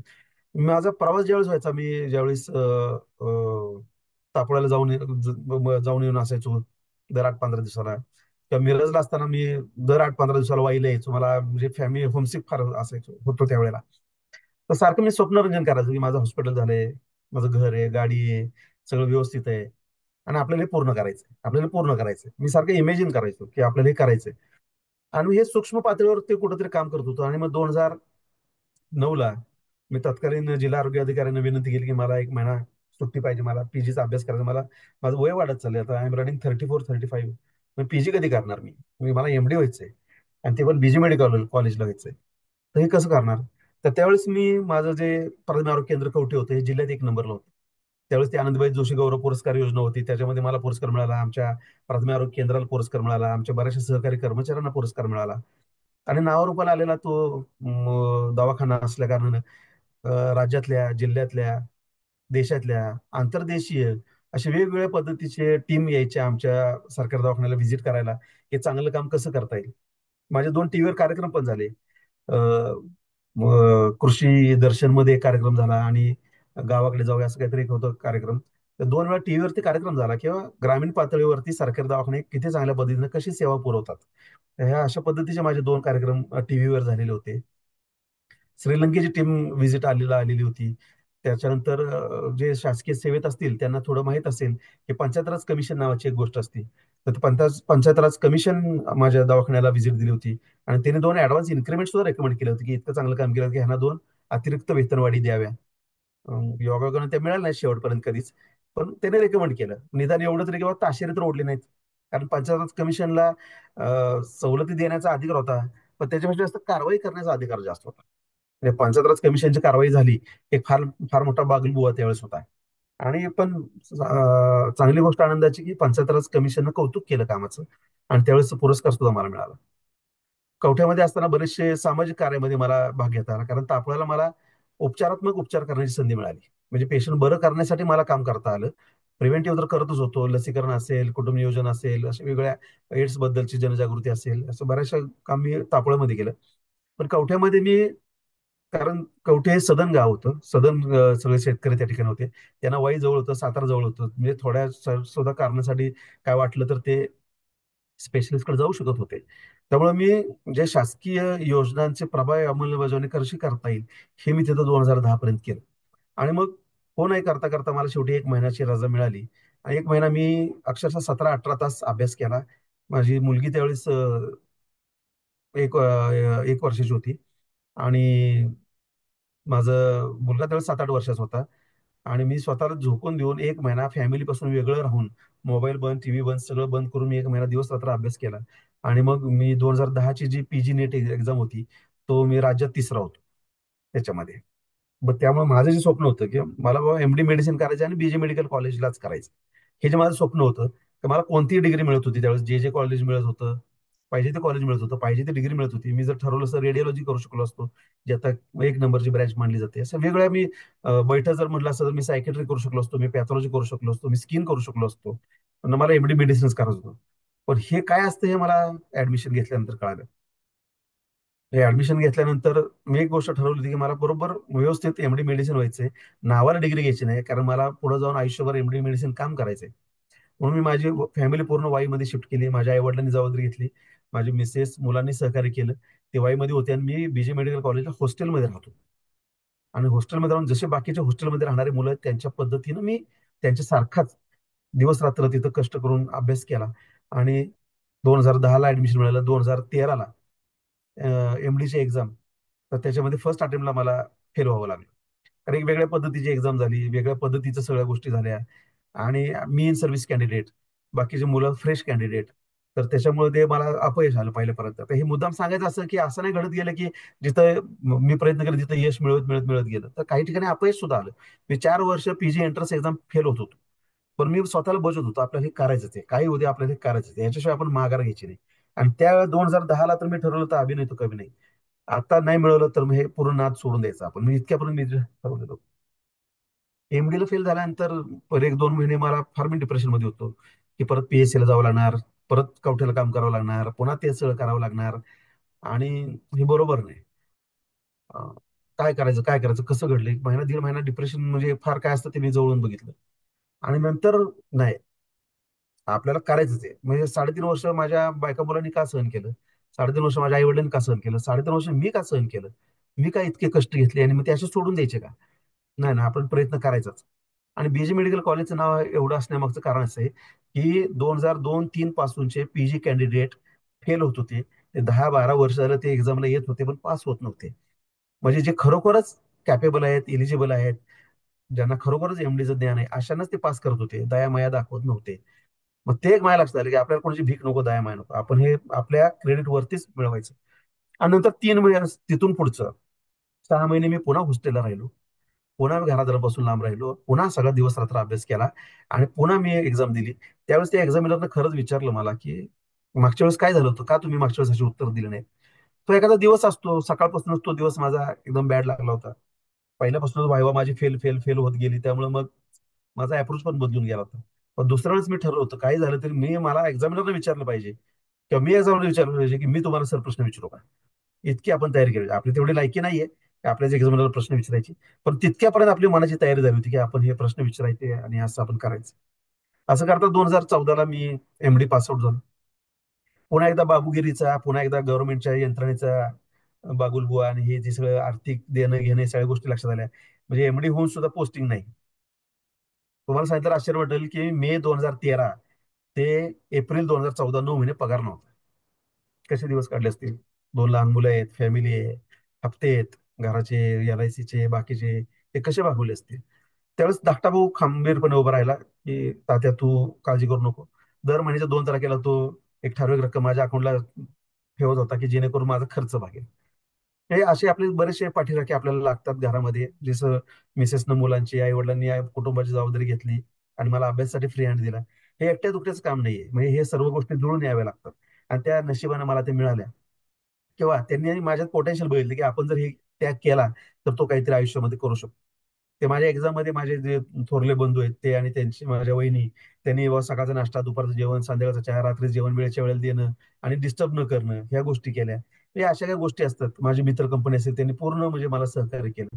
आणि असं करत मी एमडी पासआउट झालो आणि सातारा हॉस्पिटल सिव्हिल येथे मी जॉईन झालो. त्या जॉईनिंगसाठी सुद्धा पैसे मागितले गेले, परंतु मला मी नाही देऊ शकत, तुम्हाला कुठं पोस्टिंग द्यायचं तिथं द्या. मग नाहीच तर गरिबीतनं जे वर आलेले त्या कुठं प्रत्येक गोष्टीला तुम्ही पैसे देत राहणार, आणि मग ती एक मानसिकता बनते. त्यामुळे पैसे नाही देता मी सातारा सिव्हिलला जॉईन केलं. दिवस रात्र काम केलं तिथे. म्हणजे मला लोक ओरडायचे, अरे म्हणजे फिजिशियन एवढं काम नसते करायचं, सकाळी यायचं, ग्राउंड घ्यायचं आणि गायब व्हायचं कोणाला न सांगता. ते मला ते जमलंच नाही. मी सकाळी 9ला जायचो, तर संध्याकाळी 5 वाजेपर्यंत मी हॉस्पिटलमध्ये असायचो. 5 वाजता जेवायचो आणि परत 6 वाजता जायचो, रात्री 10-11 वाजता यायचो, इमर्जन्सी आली तर कधी जायचो. आता हे करत असताना मी सिव्हिल पण जवळून बघितलं. त्याच सिव्हिलमध्ये मी सर्टिफिकेटसाठी मी अपमानास्पद वागणूक बघितली होती. त्याच सिव्हिलमध्ये मी इन्चार्ज फिजिशियन होतो. आणि तुम्हाला सांगितलं राष्ट्रीय हॉटेल मी नंतर राजीनामा दिला. पण ज्यावेळेस मी राजीनामा दिला तर सिव्हिल सर्जनच्या जी लिस्ट असते प्रमोशन लिस्टमध्ये मी 7वा होतो. मी जर राजीनामा दिला नसता तर आता मी सिव्हिल सर्जन असतो. परंतु ती सिस्टम जवळून बघितली, कारण जर तुम्हाला सरकारी यंत्रणेत राहायचं असेल तर 2 पैसे घ्यावे लागतात, 2 पैसे द्यावे लागतात. सगळ्यांना दादा, बाबा, बाबा, काका जी उजुरी करावी लागते, जे मला शक्य नव्हतं. आणि तिथं एक दोनदा अशा गोष्टी झाल्या की कारण नसताना माझ्या नावावरती पैसे घे, कारण नसताना बऱ्याचशा गोष्टी चालायच्या. प्रिझनर कमिटी होती, मेडिकल बोर्ड होतं, फिट अँड फिट होतं. अशा बऱ्याच तुम्हाला सुद्धा माहित असतील सिव्हिलमध्ये कसं असतं, आणि तिथं मी त्या कमिटीवरती होतो. आणि एकदा माझ्यावर आरोप झाला की एक जण व्यक्ती आला आणि म्हणाला, किती पैसे पाहिजे तुम्हाला, की पैसे देऊन सुद्धा तुम्ही जर सहाय्य करत नाही तर तो वैतागला होता, चिडला होता, मला शोधत शोधत आयसीयू मध्ये आला होता. पण मला एक सवय होती, आणि जे सरकारी यंत्रणेत काम करतात त्या सर्वांना मी एक सांगेन की जिथं कुठं तुम्ही सही करता तिथं तारीख टाका. ती मला सवय होती त्यावेळेस. मी त्याचा त्रागा ऐकला आणि मग मी माझ्या क्लार्कला फोन केला, म्हटलं की अमुक अमुक व्यक्तीची फाईल घेऊन या. तर तो व्यक्ती इथं आलाय भांडत, मला जर काय नेमका विषय मला काय माहित नाहीये. तर ते फाईल बघितली, त्या फाईलवरती माझी सही होती आणि तारीख होती. 8 दिवस अगोदरच माझी सही झालेली होती. मग तो व्यक्ती म्हणाला की माफ करा डॉक्टर साहेब, पण मला असं सांगितलं की तुमची डिमांड जास्त आहे, म्हणून मी तुम्हाला शोधत आलो होतो की तुम्हाला किती पैसे पाहिजे. म्हटलं मी 1 रुपया कधी कोणाचा घेतला नाही आणि घेत पण नाही, आणि मी कोणाला 1 रुपया देत पण नाही. आणि मग त्याने दुसऱ्या दिवशी अँटी करप्शनची रेड पडली आणि योगायोगाने मी त्यातून वाचलो. मग मी असा विचार केला की दुसऱ्या कोणाच्या तरी हव्यास पोटी आपण का बळीचा बकरा बना. आणि मग मी सरळ सिव्हिल सर्जन साहेबांकडे गेलो, म्हणलं मी राजीनामा देतोय, मला काही या यंत्रणेत थांबायचं नाहीये. तुम्ही विचार करा, आज तुम्ही मला इथं बोलवलंय, पण हे जर समजा तुम्ही जर कुठे पेपरमध्ये वाचलंय की डॉक्टर महेश मिनवले यांचा लाचखोरीमध्ये सहभाग वा लाच मागितली म्हणून अटक झाली, मला सांगा बरं कसं होईल. म्हणजे इतक्या वर्षाची आपली तपश्चर्या जी आहे, मी 1997ला एमबीबीएस झालो. त्याच्यानंतर मी 2-3 वर्ष वाईला मिशन हॉस्पिटल काम केलं. 10 वर्ष मेडिकल ऑफिसर म्हणून प्रामाणिकपणे काम केलं. 3.5 वर्ष मी ससून हॉस्पिटलला प्रामाणिकपणे काम केलं. आणि ह्या क्षुल्लक गोष्टीसाठी जर मी निलंबित झालो तर ती किती त्रासदायक गोष्ट आहे. मला फार वाईट वाटलं, सिव्हिलचा राजीनामा देताना मला फार वाईट वाटलं. मला 6 महिने म्हणजे माझं मन मला खात होतं की ज्या गोष्टीसाठी आपण जिथून आपण आलो तिथंच त्या सिव्हिलमध्ये गोरगरीब लोकांना आपली गरज आहे, आणि आपण ते सोडून बाहेर पडतोय. परंतु मी खरंच जाहीर माफी मागतो की परिस्थिती तर अशी आली की मला तिथं पर्याय नव्हता, कारण ह्या नियमित दैनंदिन गोष्टी घडत होत्या. प्रिझनर कमिटी असेल किंवा वेगवेगळ्या गोष्टी असतील तिथं तुम्हाला, आणि मी 1 रुपया न घेता माझं नाव त्या कमिटीच्या माध्यमातून चर्चेला येत होतं. तर मग मला ते नाईलाज असतो राजीनामा द्यावा लागला. आता पुढं काय, मुलं लहान आहेत, मुलगी 3.5-4 वर्षाची आहे, मुलगा साधारण 12-13 वर्षाचा आहे. आपण करायचं काय, उत्पन्नाचा स्रोत काय. मी राजीनामा दिला तेव्हा मला 1 लाख रुपये पगार होता, पण माझ्या अकाउंटला 1 लाख रुपये होते फक्त. कारण ज्यावेळेस मी राजीनामा दिला त्यावेळेस तुम्हाला मी सांगितलं मला 11 महिने पगार नव्हता. आणि मग तिथले क्लार्क एक सदग्रस्त होते, त्यांनी सहकार्य करून हे करून कसे करून मला मे 2014ला माझा 11 महिन्याचा पगार मिळाला. विचार करा, 11 महिने कसं आपण दिवस काढले असतील. म्हणजे परिस्थिती काय असते हे मी फार जवळून बघितलेली आहे. आणि मग मी वाईमध्ये मिशन हॉस्पिटलला जॉईन झालो, जिथं मी माझ्या आयुष्याचा एमबीबीएस नंतरचा श्री गणेश केला होता. डोक्यामध्ये असं काही विचार नव्हता त्यावेळेला, कारण एकतर तुम्हाला सांगितलं की हॉस्पिटल काढायचं तर जागा घ्या, बांधा, हे करा, ते करा, कुठनं पैसे आणायचे एवढे, आणि कर्ज काढल्यानंतर जर ते कर्जाचे पैसे कुठनं भेटणार, पेशंटकडून. आणि मग ते परत मग ट्रीटमेंट कॉस्ट वाढणार, आपली फी वाढणार. म्हणजे आपले जे म्हणतो कुठंतरी आपल्या मनामध्ये आहे की आपल्याला रुग्णसेवा करायची, रुग्णसेवा ईश्वर सेवा करायची, मग त्याला पैशाची झालर लागणार ना, आणि मग ते आपल्याकडून नको ते दुष्कृत्य घडणार. म्हणून मी 5 वर्ष मिशन हॉस्पिटलमध्ये काम केलं.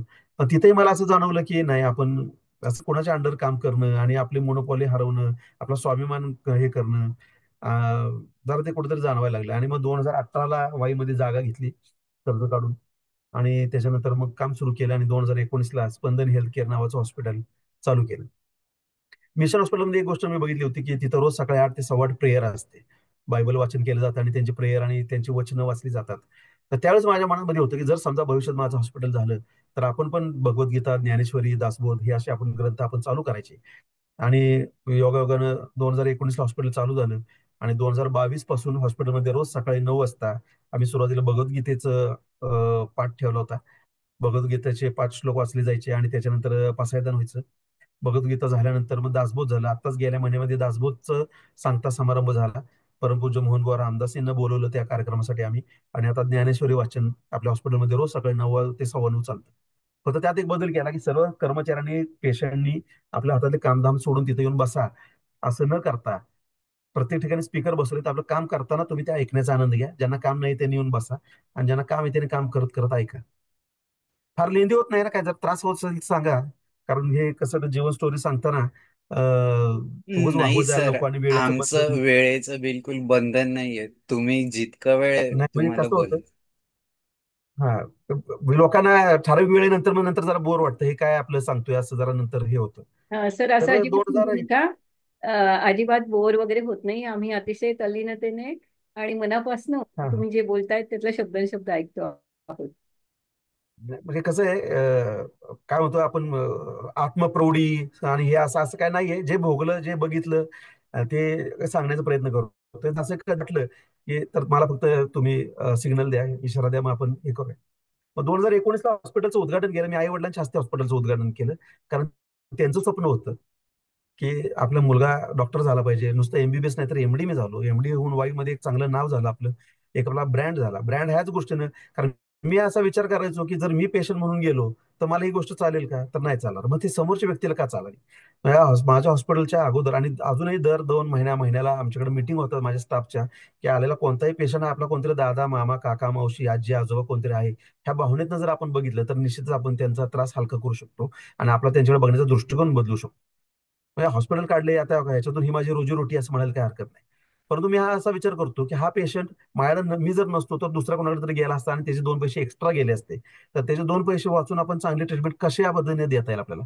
कारण आपण एक सर्वसामान्य कुटुंबातून आलेले, सर्व हॉस्पिटल आपण बघितलेले आहेत, सगळ्या गोष्टी बघितल्या आहेत. जसं मी तुम्हाला सांगितलं, मी सरकारी दवाखान्यामध्ये जायचो, मी सिव्हिल हॉस्पिटलमध्ये जायचो, मी वेगळ्या हॉस्पिटलमध्ये गेल्यानंतर मी हे बघायचो की तिथं काय आहे आपल्याकडे, आपण अजून कशी सुधारणा करू शकतो, आपण अजून चांगलं काय करू शकतो, आपण चांगली सर्व्हिस वाईमध्ये कशी देऊ शकतो. हे अशा पद्धतीचा विचार केल्यामुळं, म्हणजे तुम्ही विचार करा, जर मी 1998 पासून फील्डमध्ये आहे, 19 जानेवारी 98 पासून मी एक डॉक्टर म्हणून काम करतोय आणि हॉस्पिटल झालं 6 डिसेंबर 2019. हे जवळजवळ 21 वर्षानंतर माझं हॉस्पिटल झालं. मग ते हॉस्पिटल करताना आपली भावना काय, आणि हे विचार माझ्या पूर्ण स्टाफमध्ये, म्हणजे मामा, मावशी, वॉचमन, ह्या सगळ्यांपासून ते माझ्या असिस्टंट डॉक्टर पर्यंत सगळ्यांच्या मध्ये हे विचार रुजवण्याचा प्रयत्न असतो माझा, की तुम्ही पेशंटकडे पेशंट म्हणून बघू नका. तर आपला कोणतरी नातेवाईक आहे, मग त्याला आपण चांगली चांगली सर्व्हिस कशी देता येईल हे आपल्याला बघता येईल. आणि एक सुसज्ज हॉस्पिटल करणं माझं स्वप्न होतं. आपल्या हॉस्पिटलमध्ये 2 डायलिसिस मशीन आहेत, आपल्या हॉस्पिटलमध्ये व्हेंटिलेटर्स आहेत, मॉनिटर्स आहेत, टेम्पररी पेसमेकर आहे, व्हिडिओ लॅरिंगोस्कोप आहे, 2D इको मशीन आहे. फक्त जे ऍडव्हान्स लागतं, म्हणजे एंडोस्कोपी असेल त्याला प्रॉपर गॅस्ट्रोएंटरोलॉजिस्ट लागतो, किंवा कॅथलॅब असेल ज्याच्यामध्ये अँजिओग्राफी, अँजिओप्लास्टी, तर त्यासाठी प्रॉपर कार्डिओलॉजिस्ट लागतो. तो इन हाऊस कार्डिओलॉजिस्ट असणं गरजेचं आहे. कारण मी ससूनमध्ये काम करत असताना माझ्यासमोर एक अँजिओप्लास्टीची डेथ मी बघितली, अनएक्सप्लेन डेथ. का झाली कोणालाही कळलं नाही. पूर्ण ससूनची टीम त्या ठिकाणी होती, 2-3 कार्डिओलॉजिस्ट होते, पण एक यंग 37 वर्षाच्या तरुणाला आम्ही वाचवू शकलो नाही. त्यामुळे आपण समजा वाईमध्ये मी कॅथलॅब सुरू केली, 1.5-2 कोटी रुपये, 3 कोटी रुपये इन्व्हेस्ट केले, पण ते कार्डिओलॉजिस्ट येणार, अँजिओग्राफी करणार आणि जाणार. तर पोस्ट ऑपरेटिव्ह केअर पण तेवढीच महत्वाची. त्याच्यानंतर जर एखादी घटना घडली तर आपण बघा, एखाद्याला बरं करू शकलो त्याचं समाधान आहे, पण एखाद्या मृत्यूला कारणीभूत होणं याच्यासारखं दुर्दैव नाहीये. तर ती घटना आपल्या हातून घडू नये म्हणून मी ज्यादा पुढच्या काही गोष्टी, आता मी ऑपरेशन थिएटर करू शकत होतो, कारण तुम्हाला मी सांगितलं मिशन हॉस्पिटलला माझी एवढी वर्ष सर्व्हिस झालेली आहे, गव्हर्नमेंटमध्ये एवढी सर्व्हिस झालेली आहे. एखाद्याला हर्निया असेल, हायड्रोसिला असेल, अपेंडिक्स असेल, ते लोक माझ्याकडे सल्ला मागायला येतात, कुणाकडे जाऊ, कुठं जाऊ, काय जाऊ. मी त्यांना सल्ला देतो. मी ठरवलं असतं तर माझ्याकडे ऑपरेशन थिएटर झालं असतं, माझ्या इथं पण ऑपरेशन झाले असते. परंतु आपण परावलंबी आहे ना, सर्जन येणार, अनेस्थेटिस्ट येणार, ऑपरेशन करणार आणि जाणार. पण त्याच्यानंतर पुढे काय, पुढे जर काय त्रास झाला तर आपण पुढे जबाबदार नको व्हायला, म्हणून मी ते सोय आपल्या ठिकाणी उपलब्ध केली नाही. याचं मला दुःख वाटतं. परंतु ह्या गोष्टी सातारा पुणे सारख्या ठिकाणी मोठ्या मेट्रोमध्ये शक्य होतात, की जिथं भरपूर तुम्हाला ऑप्शन्स अवेलेबल आहेत. परंतु आपल्याकडे जर ऑप्शन्स अवेलेबल नसतील, लिमिटेड ऑप्शन्स असतील, तर वेळेला डॉक्टर उपलब्ध होणं फार मोठं अडचणीचं ठरू शकतं. म्हणून मी त्या यंत्रणा आपल्या इथे ठेवली नाही. हॉस्पिटल सुरू केल्यानंतर 6 डिसेंबर 2019 हॉस्पिटल चालू केलं आणि मार्च मध्ये कोरोनाची महामारी आली, आणि तुम्ही आम्ही सगळ्यांनी बघितली. आता मी सिव्हिलमधनं राजीनामा दिल्यानंतर दुर्दैवानं सिव्हिलमध्ये फुल टाइम फिजिशियन कोणी मिळालं नाही. आणि मग कोरोनामध्ये काय केलं त्यांनी, साताऱ्यातल्या साताऱ्यामध्ये जे फिजिशियन आहेत त्यांच्या त्यांनी रोटेशनला ड्युट्या लावल्या सिव्हिलमध्ये काम करण्यासाठी. तर ते मी त्या संघटनेचा सेक्रेटरी होतो त्यावेळेला. Association of physician of India branch साताराचा मी सेक्रेटरी होतो. मला सामाजिक कार्यामध्ये वेगवेगळ्या संस्थेमध्ये किंवा असं पुढं पुढं राहण्याची आणि प्रश्न विचारण्याची, किंवा एखादा प्रश्न मार्गी लावण्याची पहिल्यापासूनच सवय लागली होती, जसं मी मेडिकल ऑफिसर म्हणून काम करायला लागल्यापासून. तर त्या फिजिशियन असोसिएशनचा मी सेक्रेटरी होतो. आणि मग त्या ग्रुपमध्ये चर्चा चालायच्या की हे सरकारचं काम आहे ना, आमच्याकडे ड्युट्या लावताय तुम्ही, आम्ही कशा ड्युट्या करायच्या, आम्ही आमचं हॉस्पिटल बघू का सिव्हिलमध्ये काम बघू, असं त्याच्यावरती चर्चा चालत होती. मग मला असं जाणवलं की हे माझं उत्तरदायित्व आहे. मी सिव्हिलमध्ये होतो, मी इन सर्व्हिस पीजी केलेली आहे, तर मी हे काम केलं पाहिजे, सिव्हिलमध्ये मी ड्युटी केली पाहिजे.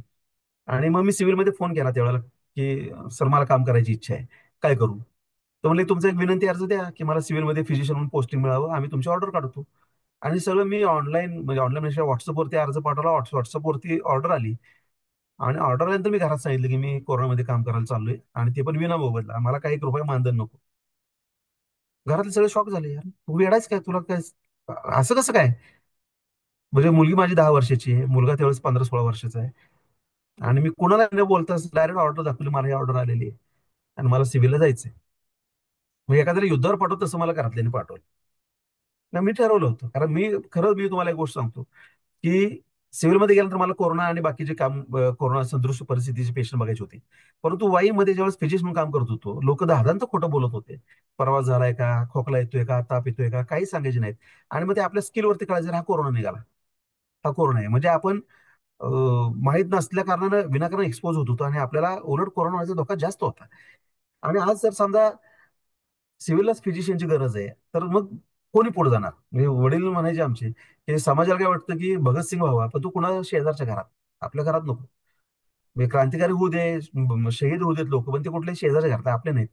वडील त्यावेळेस होते, वडिलांनी पण आधार दिला, सगळ्यांना आधार दिला, जर ठीक आहे आता ठरवलंच तर कर. आणि मी अक्षरशः तिथं कोरोनामध्ये एकही रुपया मोबदला न घेता काम केलं.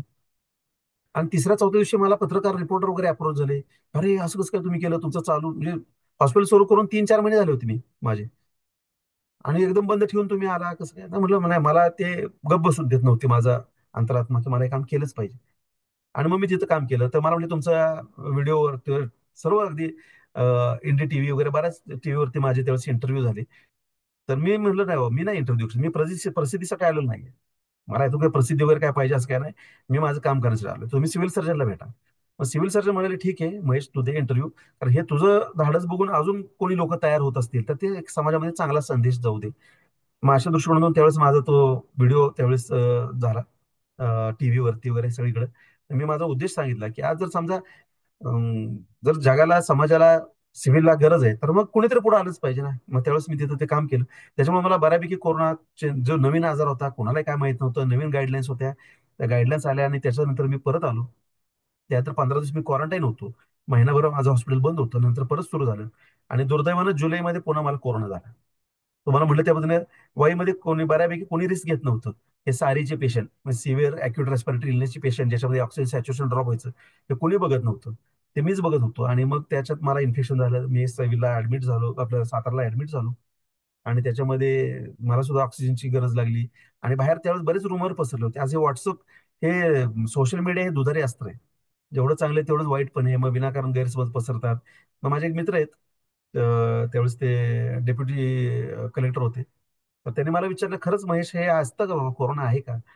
तर मी बोललो, अरे हो खरंच असतं. एक श्वास घ्यायला त्रास होतोय, खोकलं तर छाती दुखते, दम लागतोय. आणि दुर्दैवानं अशी परिस्थिती होती की त्यावेळेस उपचार करणारे सुद्धा धजावत नव्हते. म्हणजे मी माझेच इंजेक्शन भरायचो, माझेच डोस घ्यायचो, माझे मी असं करायचो. दिवसात एका दुसऱ्या वेळेला यायचे ते, बाकी राहिलेलं मी स्वतः करत होतो.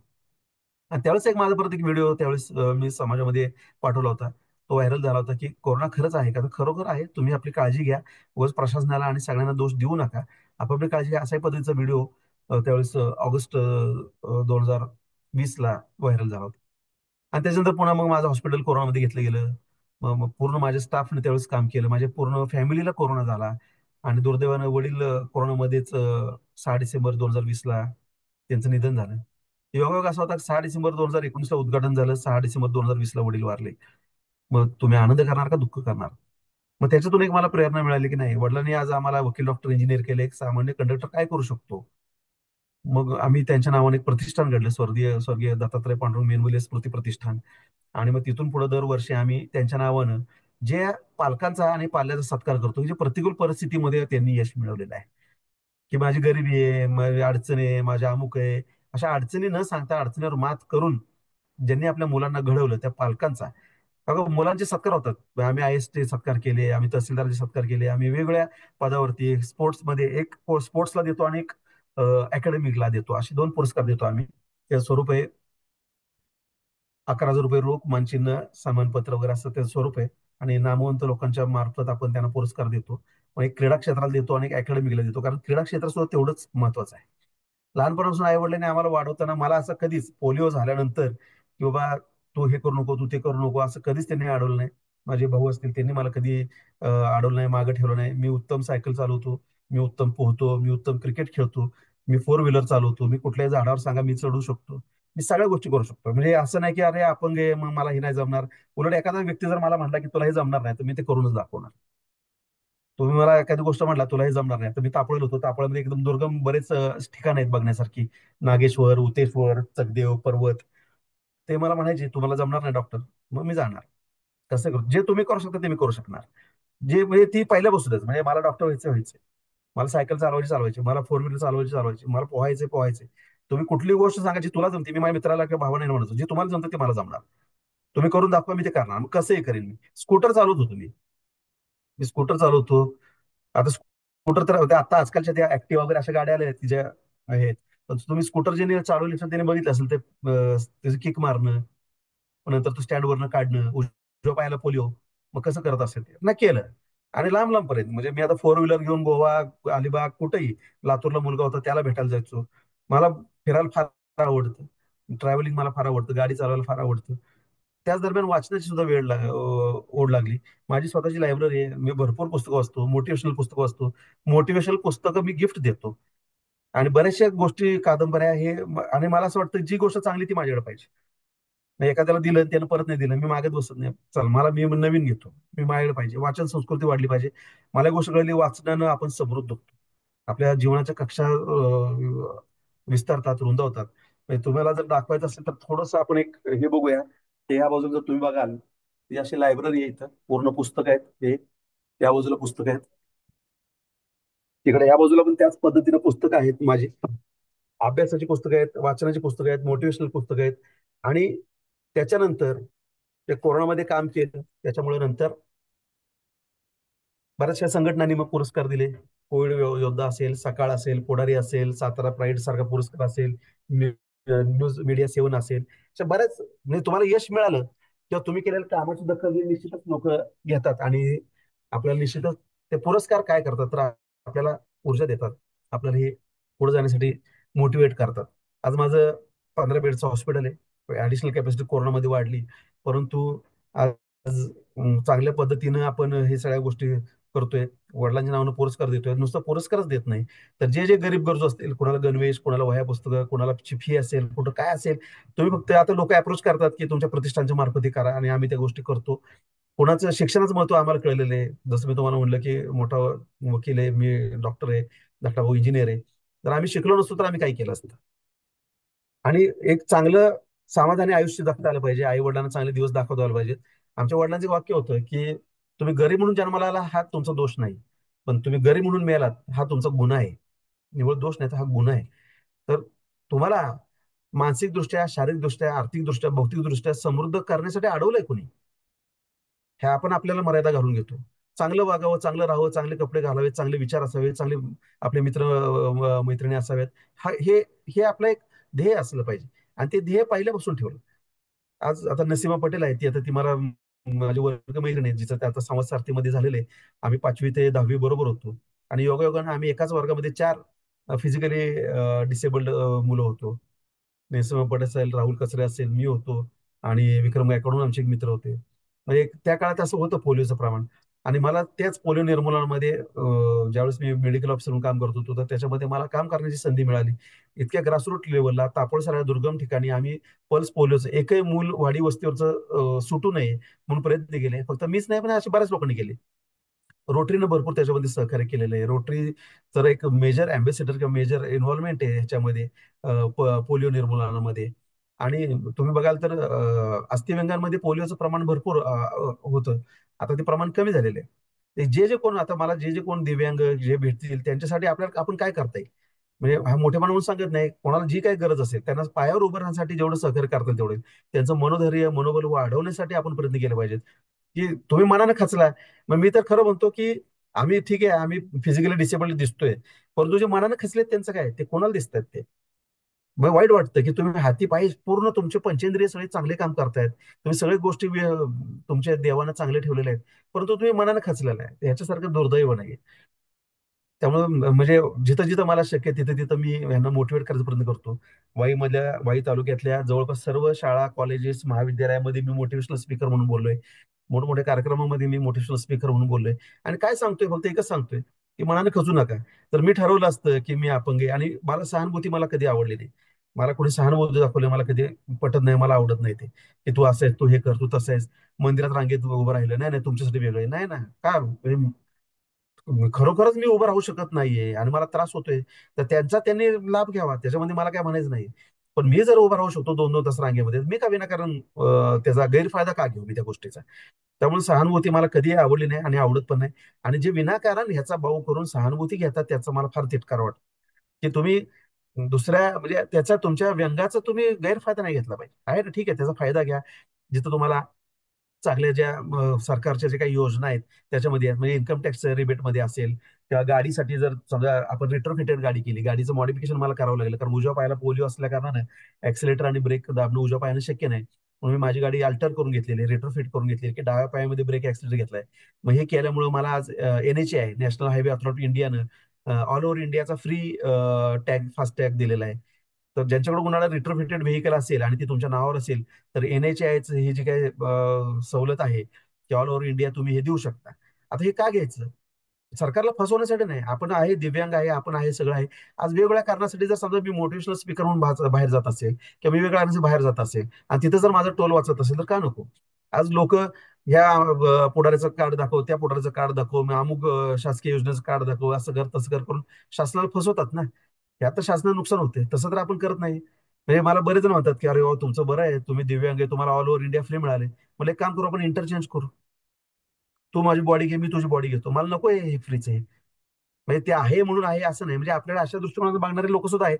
तुम्हाला सवलती आहेत म्हणून तुमचा फायदा होतो असं काय नाही, जिथं जिथं शक्य आहे तिथं तिथं सवलत मी नाकारण्याचा पण प्रयत्न करतो. का? तर ज्यांना खरोखरच गरज आहे त्यांना त्याचा फायदा मिळू दे ना.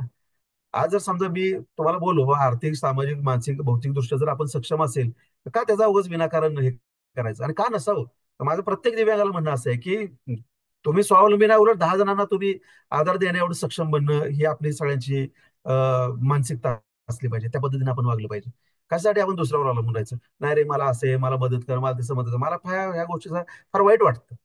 तुम्ही, जसं मी तुम्हाला बोललो की ठीक आहे परिस्थिती होती, पण परिस्थिती बदलणं हे आपल्याच हातात आहे. तुम्हाला अभ्यास करण्यापासून कोणी अडवलं होतं? तुम्हाला तुमचे प्रयत्न करण्यापासून कोणी अडवलं होतं? जिथं जिथं शक्य आहे तुम्ही वरिष्ठांचं मार्गदर्शन घ्या, की हे अमुक एखादी गोष्ट मिळवण्यासाठी मला काय केलं पाहिजे, त्याची माहिती घ्या, त्या दृष्टीने तुम्ही प्रयत्न करा. एकदा, दोनदा, तीनदा, मी 4 वेळा PG नीटला पास नाही होऊ शकलो, कारण मी 2-2 महिने मांडवती ड्युटी करू का अभ्यास करू, का PSC माझी 1 नंबरला नेण्यासाठी काम करू, लोकांना चांगलं ज्ञान देण्यासाठी काम करू, लोकांना चांगली सेवा देण्यासाठी काम करू? परिस्थिती कोणाच्या पुढं अगदी आयता घास कोण देत नाहीये. तर ते मिळवणं हे आपलं, आणि मिळवलंच पाहिजे, ह्या ह्या मताचं मी आहे. हे करणं आपण गरजेचंच आहे आणि आपण हे करायलाच पाहिजे. आपल्याला कोणीतरी सहानुभूतीपूर्वक काहीतरी करतंय, मदत देतंय आणि मग म्हणून आपण आपला संसार चालवतोय, नो, नाही. आपण सक्षम व्हायला पाहिजे. उलट एवढंच नाही तर आपल्यासारखे जे कोण असतील, जे परिस्थितीनुसार जर जसे असतील, तर त्यांना त्यातून बाहेर पडण्यासाठी आपण केलं पाहिजे. काय आहे होते, त्यांना मी झेरॉक्स मशीन दिले, कुणाला टायपिंग मशीन दिले, कुणाला जे जे काय करतं तू तू समज. ठीक आहे, आता तुझी परिस्थिती आहे, पण ह्यातून तू पुढे जाणं गरजेचं आहे. तू तुझं कुटुंब, तू तुझ्या पायावर उभं राहणं गरजेचं आहे. अशा बऱ्याचशा गोष्टी त्या आमच्या जी काय प्रतिष्ठान आहे बघा, प्रतिष्ठानामार्फत इकडं असं आपण म्हणतो की केलेली मदत किंवा दान सांगू नये. पण दुसरं असंही वाटतं की जर आपण नाही सांगितलं तर आपण काय करतोय लोकांना कळणार नाही, पहिली गोष्ट. आणि दुसरी गोष्ट, असे करणारे विचार करणारे लोक आहेत त्यांना आपण थोडंसं प्रोत्साहन, प्रेरणा मिळावी असंही होऊ शकत नाही. आणि आपण हे केलं पाहिजे, हे ही माझी धारणा आहे. बरेचसे पुरस्कार मिळाले, परंतु आणि होतं कसं, माणूस पुरस्कारामुळे ओळखला जातो, म्हणून ही पुरस्कार स्वीकारायचे, नाहीतर ते पुरस्कारासाठी आपण काम करतो असं नाही. मला आठवते 2007ला ज्यावेळेस सातारा जिल्ह्यातील सर्वोत्कृष्ट वैद्यकीय अधिकारी पुरस्कार होता, मला माहिती होतं मलाच मिळणार आहे, कारण माझ्या इतकं काम जिल्ह्यात कोणी केलंच नव्हतं. आणि खरं सांगायचं तर आज मागे वळून बघताना मी माझ्या कुटुंबावर अन्याय केला, कारण सरकारी काम म्हणजे सकाळी 9 ते 1, संध्याकाळी 4 ते 6 असं होतं. आणि मी रात्री 12 वाजता घरी जायचो. मुलगा मोठा झालेला कळाला नाही, मुलगी मोठी झालेली कळली नाही. घरात काय चाललंय ते बायकोच्या जीवावर टाकलं होतं मी.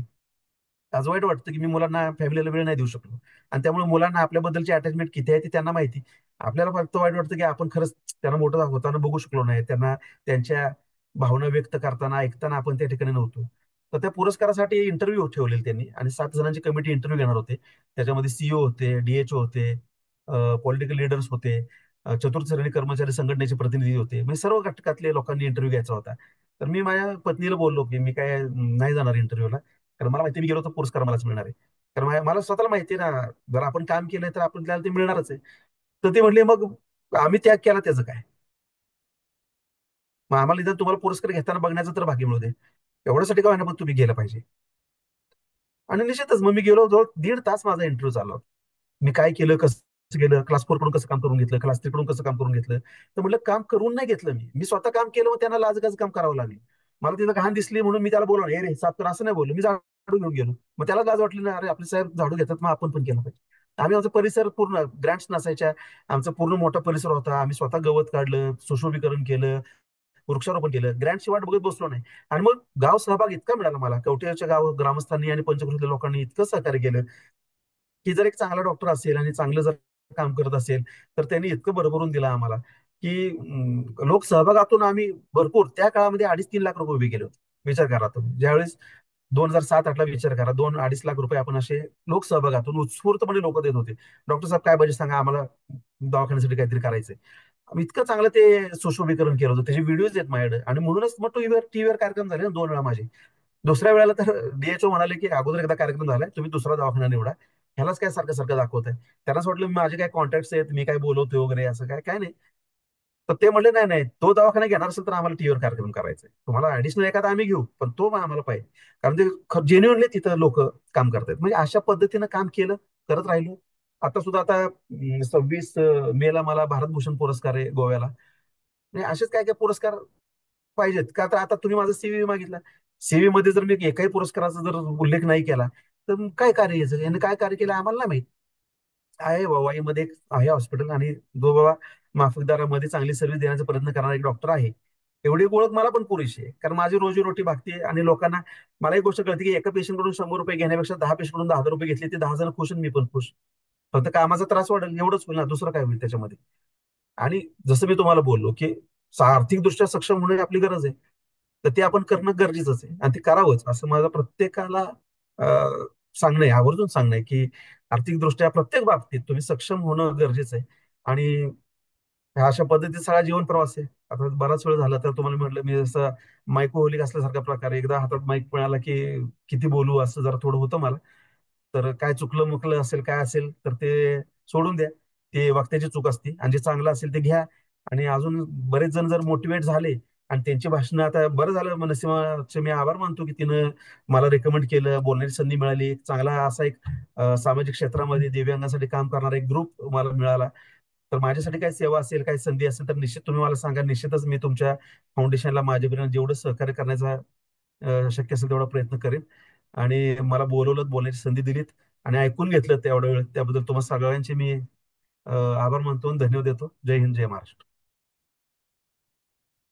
धन्यवाद सर. खूप प्रेरणादायी व्यक्तिमत्व आहे तुमचं. आणि जसं तुम्ही सांगितलं की कुठंही खचायचं नाहीये. आणि दुसरी गोष्ट सर की या संपूर्ण प्रवासात, जसं संत रामदास स्वामींच्या एका ओवीत म्हटलंय की हरिकथा निरूपण, बरेपणे राजकारण, परिस्थिती पाहिल्यानं सकल कुठे. तुम्ही तुमच्या उदाहरणातून दाखवून दिलं की प्रत्येक वेळेस परिस्थिती जी आहे ती बघितल्याशिवाय निर्णय घेणं हे चुकीचं असतं. तुम्ही प्रत्येक परिस्थिती जी आली त्यावर कशी मात करायची हे निश्चितच तुमच्या उदाहरणातून दाखवलं. सर, या संपूर्ण प्रवासात तुमच्या जीवनातला सर्वोच्च आनंदाचा क्षण कुठला? सर्वोच्च आनंदाचा क्षण तसे बरेच आहेत, पण मी एमडी झालो जे माझं स्वप्न होतं, तो एक पहिला. आणि दुसरं म्हणजे माझं स्वतःच हॉस्पिटल झालं.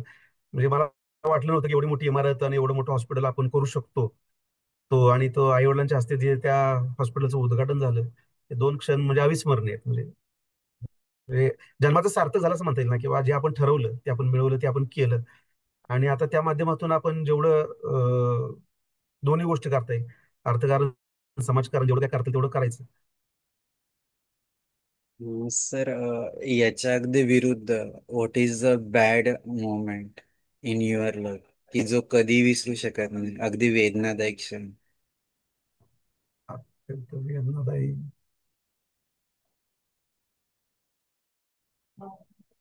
हा. माझे वडील जेव्हा ते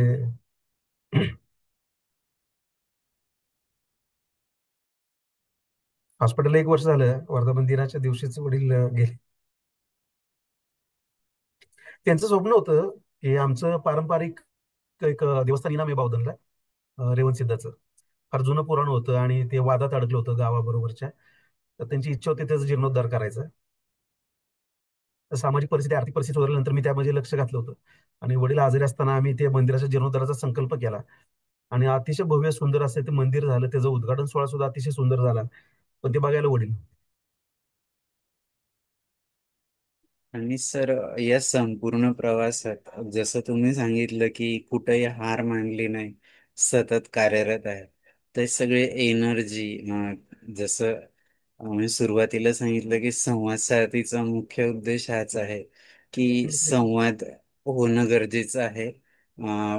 स्वसंवाद ते मतलब खुद से खुदा तक संवाद. तर तो तुम्ही अगदी तुमच्या जीवनात प्रत्येक एक परिस्थितीत गोष्ट सांगायची राहिली, अनुभव. हा सर.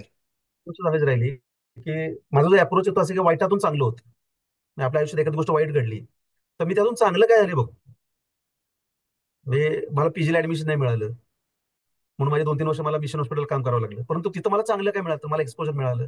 मला जे काय पुढच्या भविष्यात उपयोगी पडणाऱ्या काही गोष्टी बघायला मिळाल्या. जसं मी तुम्हाला सांगितलं, ते बायबल वाचन वगैरे मी त्या ठिकाणी बघितलं. त्याच्यानंतर मला वैद्यकीय अधिकारी म्हणून काम करण्यासाठी लागणारे जे पूर्वतयारी होती ती तिथं मला मिळाली. किंवा मला पीजीला ऍडमिशन मिळण्यासाठी 2-3 वर्ष, मला 4 वर्ष मला कवटी पीएससी मध्ये काम करावं लागलं. परंतु तोच तर माझा बेस होता, जो आज मी ज्यावेळेस राजीनामा दिल्यानंतर वाईमध्ये सेटल होण्यासाठी ह्याच लोकांनी पुन्हा, अरे आपले जुने डॉक्टर परत आले. मग त्यावेळेस त्यांनी मला तो जो विश्वास दाखवला, ते पुन्हा आले. किंवा मला सिव्हिल हॉस्पिटलमधून एक परमनंट मेडिकल ऑफिसर, मला पेन्शन नाही मिळाली. मला 20 वर्ष गव्हर्नमेंट सर्व्हिस केली असता मला पेन्शन मिळाली असती. परंतु त्या तत्कालीन परिस्थितीमध्ये मला राजीनामा द्यावा लागला. पण तिथून पुढचे 6 महिने जे मला बिकट परिस्थितीमध्ये काढावे लागले, हे काय वाईट परिस्थिती झाली. परंतु त्यातून चांगलं काय झालं, तर त्या जर त्या त्या गोष्टी, त्या त्या टप्प्यावर वाईट गोष्टी जर माझ्या आयुष्यात घडल्या नसत्या, तर तिथून पुढे चांगल्या घडणाऱ्या गोष्टी मला मिळाल्या नसत्या. म्हणजे ज्यावेळेस अब्दुल कलाम इंटरव्ह्यू द्यायला गेले आणि रिजेक्ट झाले, त्यावेळेस ते आत्महत्या करण्याच्या प्रयत्नामध्ये घाटावर बसले होते. आणि त्यावेळेस एका व्यक्तीने त्यांना सांगितलं की तुझ्यासाठी अजून काहीतरी चांगलं वाढून ठेवलंय, म्हणून तुला इथं रिजेक्ट व्हावं लागलं. तर ते मला चांगलं माझ्या लक्षात आहे की एखादी गोष्ट आपल्या आयुष्यात नाही झाली, तर देवाची आपल्यासाठी अजून काहीतरी वेगळी योजना असेल, म्हणून ही नाही झाली, अशा पॉझिटिव्हली मी त्या गोष्टीकडे बघतो आणि पुन्हा प्रयत्न करतो.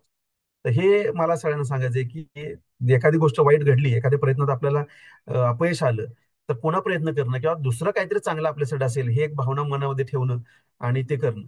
आता खरं सांगायचं तर आज मला उशीर झाला, कारण आज वाईमध्ये वसंत व्याख्यानमाला चालू आहे.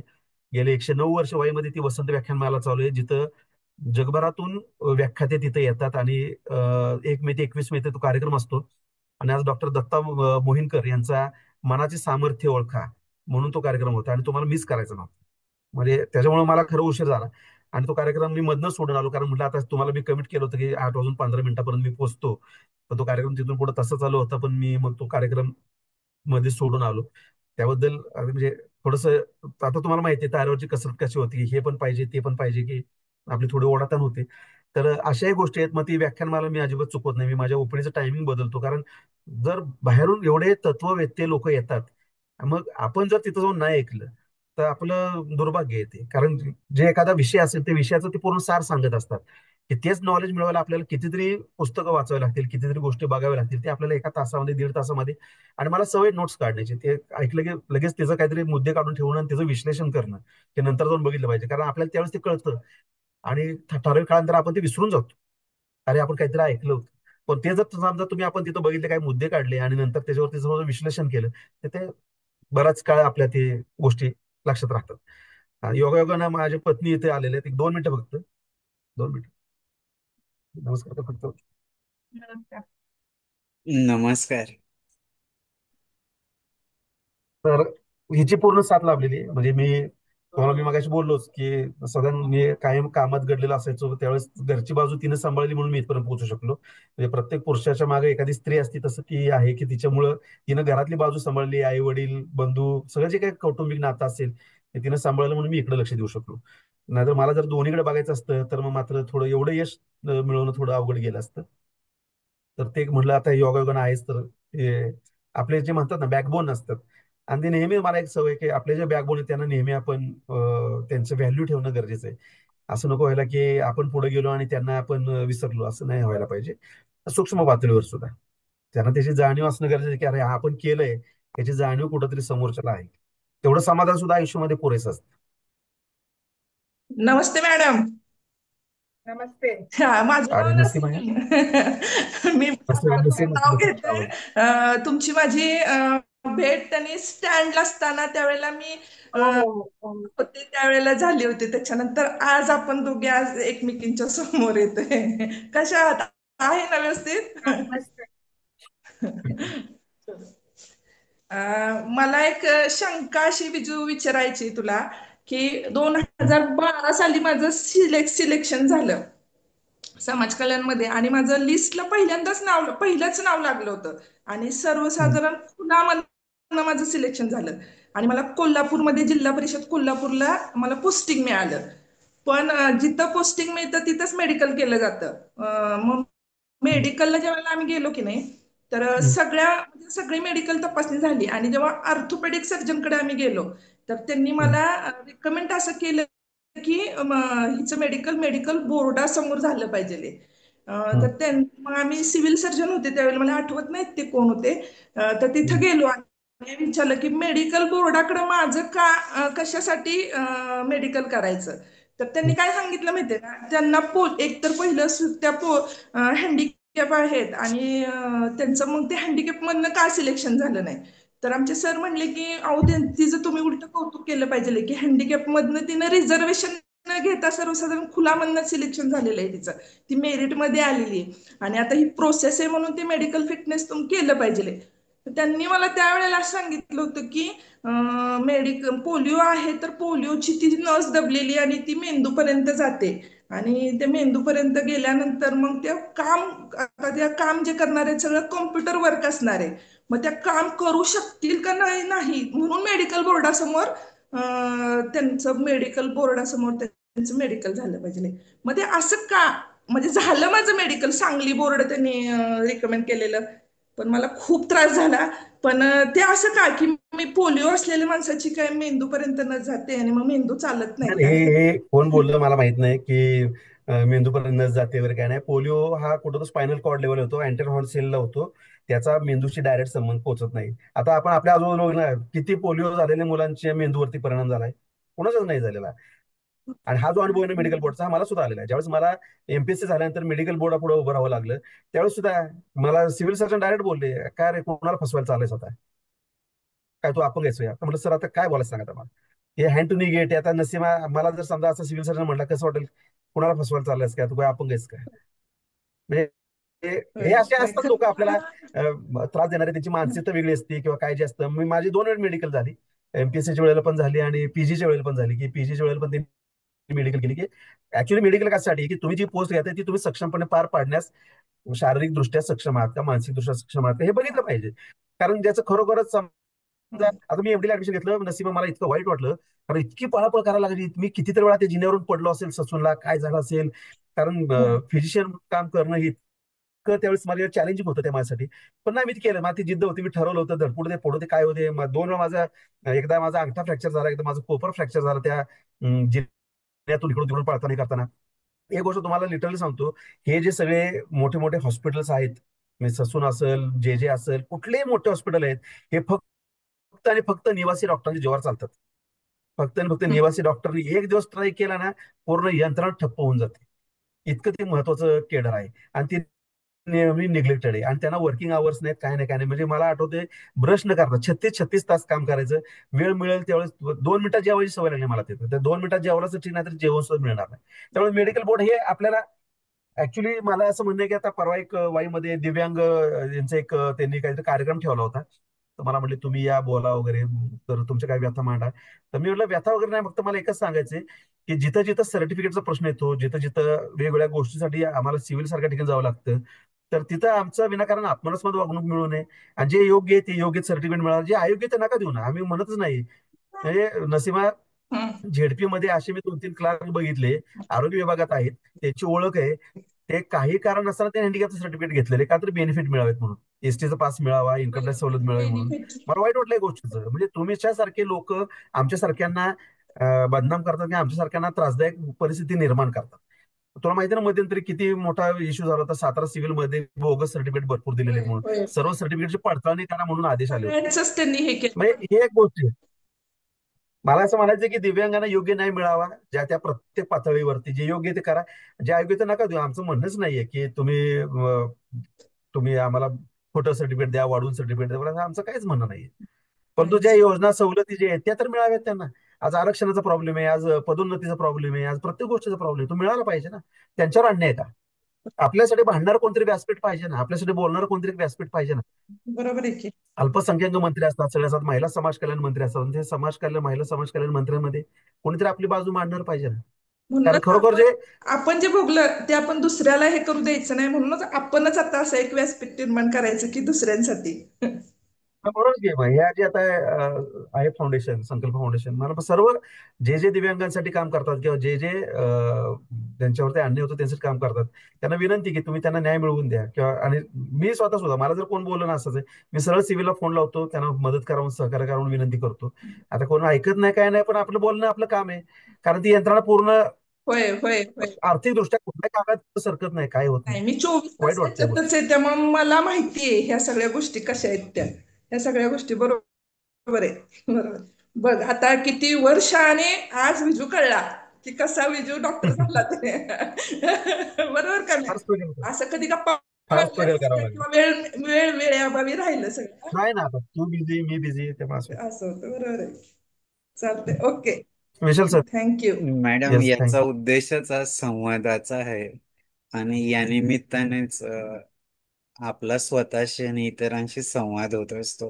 हा आमचा अनुभव आहे. मी भावनाताईंना रिक्वेस्ट करतो की प्लीज बोलावं. भावनाताई. धन्यवाद विशाल. आणि महेश सर, तुमचं संपूर्ण बोलणं अतिशय लक्षपूर्वक मी ऐकलं. आणि त्याच्यातून एक खूप छान वाक्य मला मिळालं असं. एकंदरीतच तुमचा सगळा स्ट्रगल ऐकत असताना मला राहून ही गोष्ट वाटत होती की बऱ्याचदा असं होतं की अपंग व्यक्ती जेव्हा काहीतरी एखादं यशाचं शिखर गाठते, उदाहरणार्थ तुम्ही प्रचंड स्ट्रगल करून MBBS पासून तुमचा MD पर्यंतचा प्रवास हा केलात, तरी सुद्धा इतका पटकन तो छोटासा करून टाकला जातो की हा तुम्ही अपंग आहात ना, त्याच्यामुळे तुम्हाला पटकन ऍडमिशन मिळाली असेल, तुम्हाला काही फार कष्ट करावे लागले नसतील, असं बोललं जातं. आणि अशा लोकांना उत्तर देण्यासाठी तुम्ही एक फार छान वाक्य बोललात की चल मग तू माझं शरीर घे, मी तुझं शरीर घेते. तर म्हणजे असे प्रसंग जेव्हा जेव्हा येतात तेव्हा त्या लोकांना काय उत्तर दिलं पाहिजे ह्याचं एक छान असं वाक्य तुमच्या भाषणातून मला मिळालं. आणि तुमचा हा पूर्ण प्रवास ऐकताना म्हणजे संपूर्ण ती टाइमलाईन माझ्या डोळ्यासमोरून सरकत होती. कारण तुम्ही 1998 साली MBBS झालात असं म्हणालात. आणि त्या 1998 साली माझी मुलगी जी आज सायकायट्रिस्ट म्हणून काम करते ती 8 वर्षाची होती. आणि ती जेव्हा तिचं MBBS झालं 2014 साली, जे तुमचं 2013 साली 14 सालीच मला वाटतं एवढी झाली. PG कम्प्लीट, 2013 साली तुमचं PG कम्प्लीट झालं. आणि तिचं त्याच्यानंतर 2019ला तिचं PG कम्प्लीट झालं. म्हणजे ही सगळी टाइमलाईन माझ्या मनामध्ये कंपॅरिझन अशी आपोआपच होत होती. आणि त्यामुळे तुमचा स्ट्रगल हा किती मोठा होता हे माझ्या खूप जास्त लक्षात येत होतं. कारण तिचं MBBS आणि MBBS नंतरची CETची तयारी, आणि ती किती प्रचंड तयारी होती, दरम्यानची सरकारी हॉस्पिटलमध्ये असलेली इंटर्नशिप आणि तिथे असलेलं राजकारण, ह्या सगळ्या गोष्टींशी तिची आई म्हणून मी तिच्या सोबत राहिलेली असल्यामुळे मी खूप जवळून ह्या सगळ्या गोष्टी अनुभवल्या. कित्येक वेळेस डॉक्टरांवरती खोटे रिपोर्ट लिहिण्यासाठी कसा दबाव लोकल राजकारण्यांकडून येतो किंवा काहीतरी खून मारामारी अशा गोष्टी झालेल्या असतात, त्यावेळेस पूर्णच्या पूर्ण गाव एका बाजूनी आणि ते डॉक्टर एका बाजूनी असं होत असतं. तर अशा परिस्थितीमध्ये काम करत असताना स्वतःचं मानसिक संतुलन ठेवणं आणि तुमच्या बाबतीत तर तुमचा अभ्यासही पुढे सुरू होता, फॅमिली होती, 2 मुलं होती, असं किंवा 11-11 महिने पगार झाल्यानंतरच जे काही झालेलं असेल, म्हणजे मी तर ती कल्पनाही करू शकत नाही की 11 महिने जेव्हा माणसाच्या अकाउंटमध्ये पैसे नाही आहेत, पगार नाही आहेत, भावांनी मदत केली ही खूप मोठी गोष्ट. पण अदरवाईज ती फार कठीण परिस्थिती तुमच्या वाट्याला आलेली असताना तुम्ही त्या कोणत्याच म्हणजे you didn't pay heed to all that situation.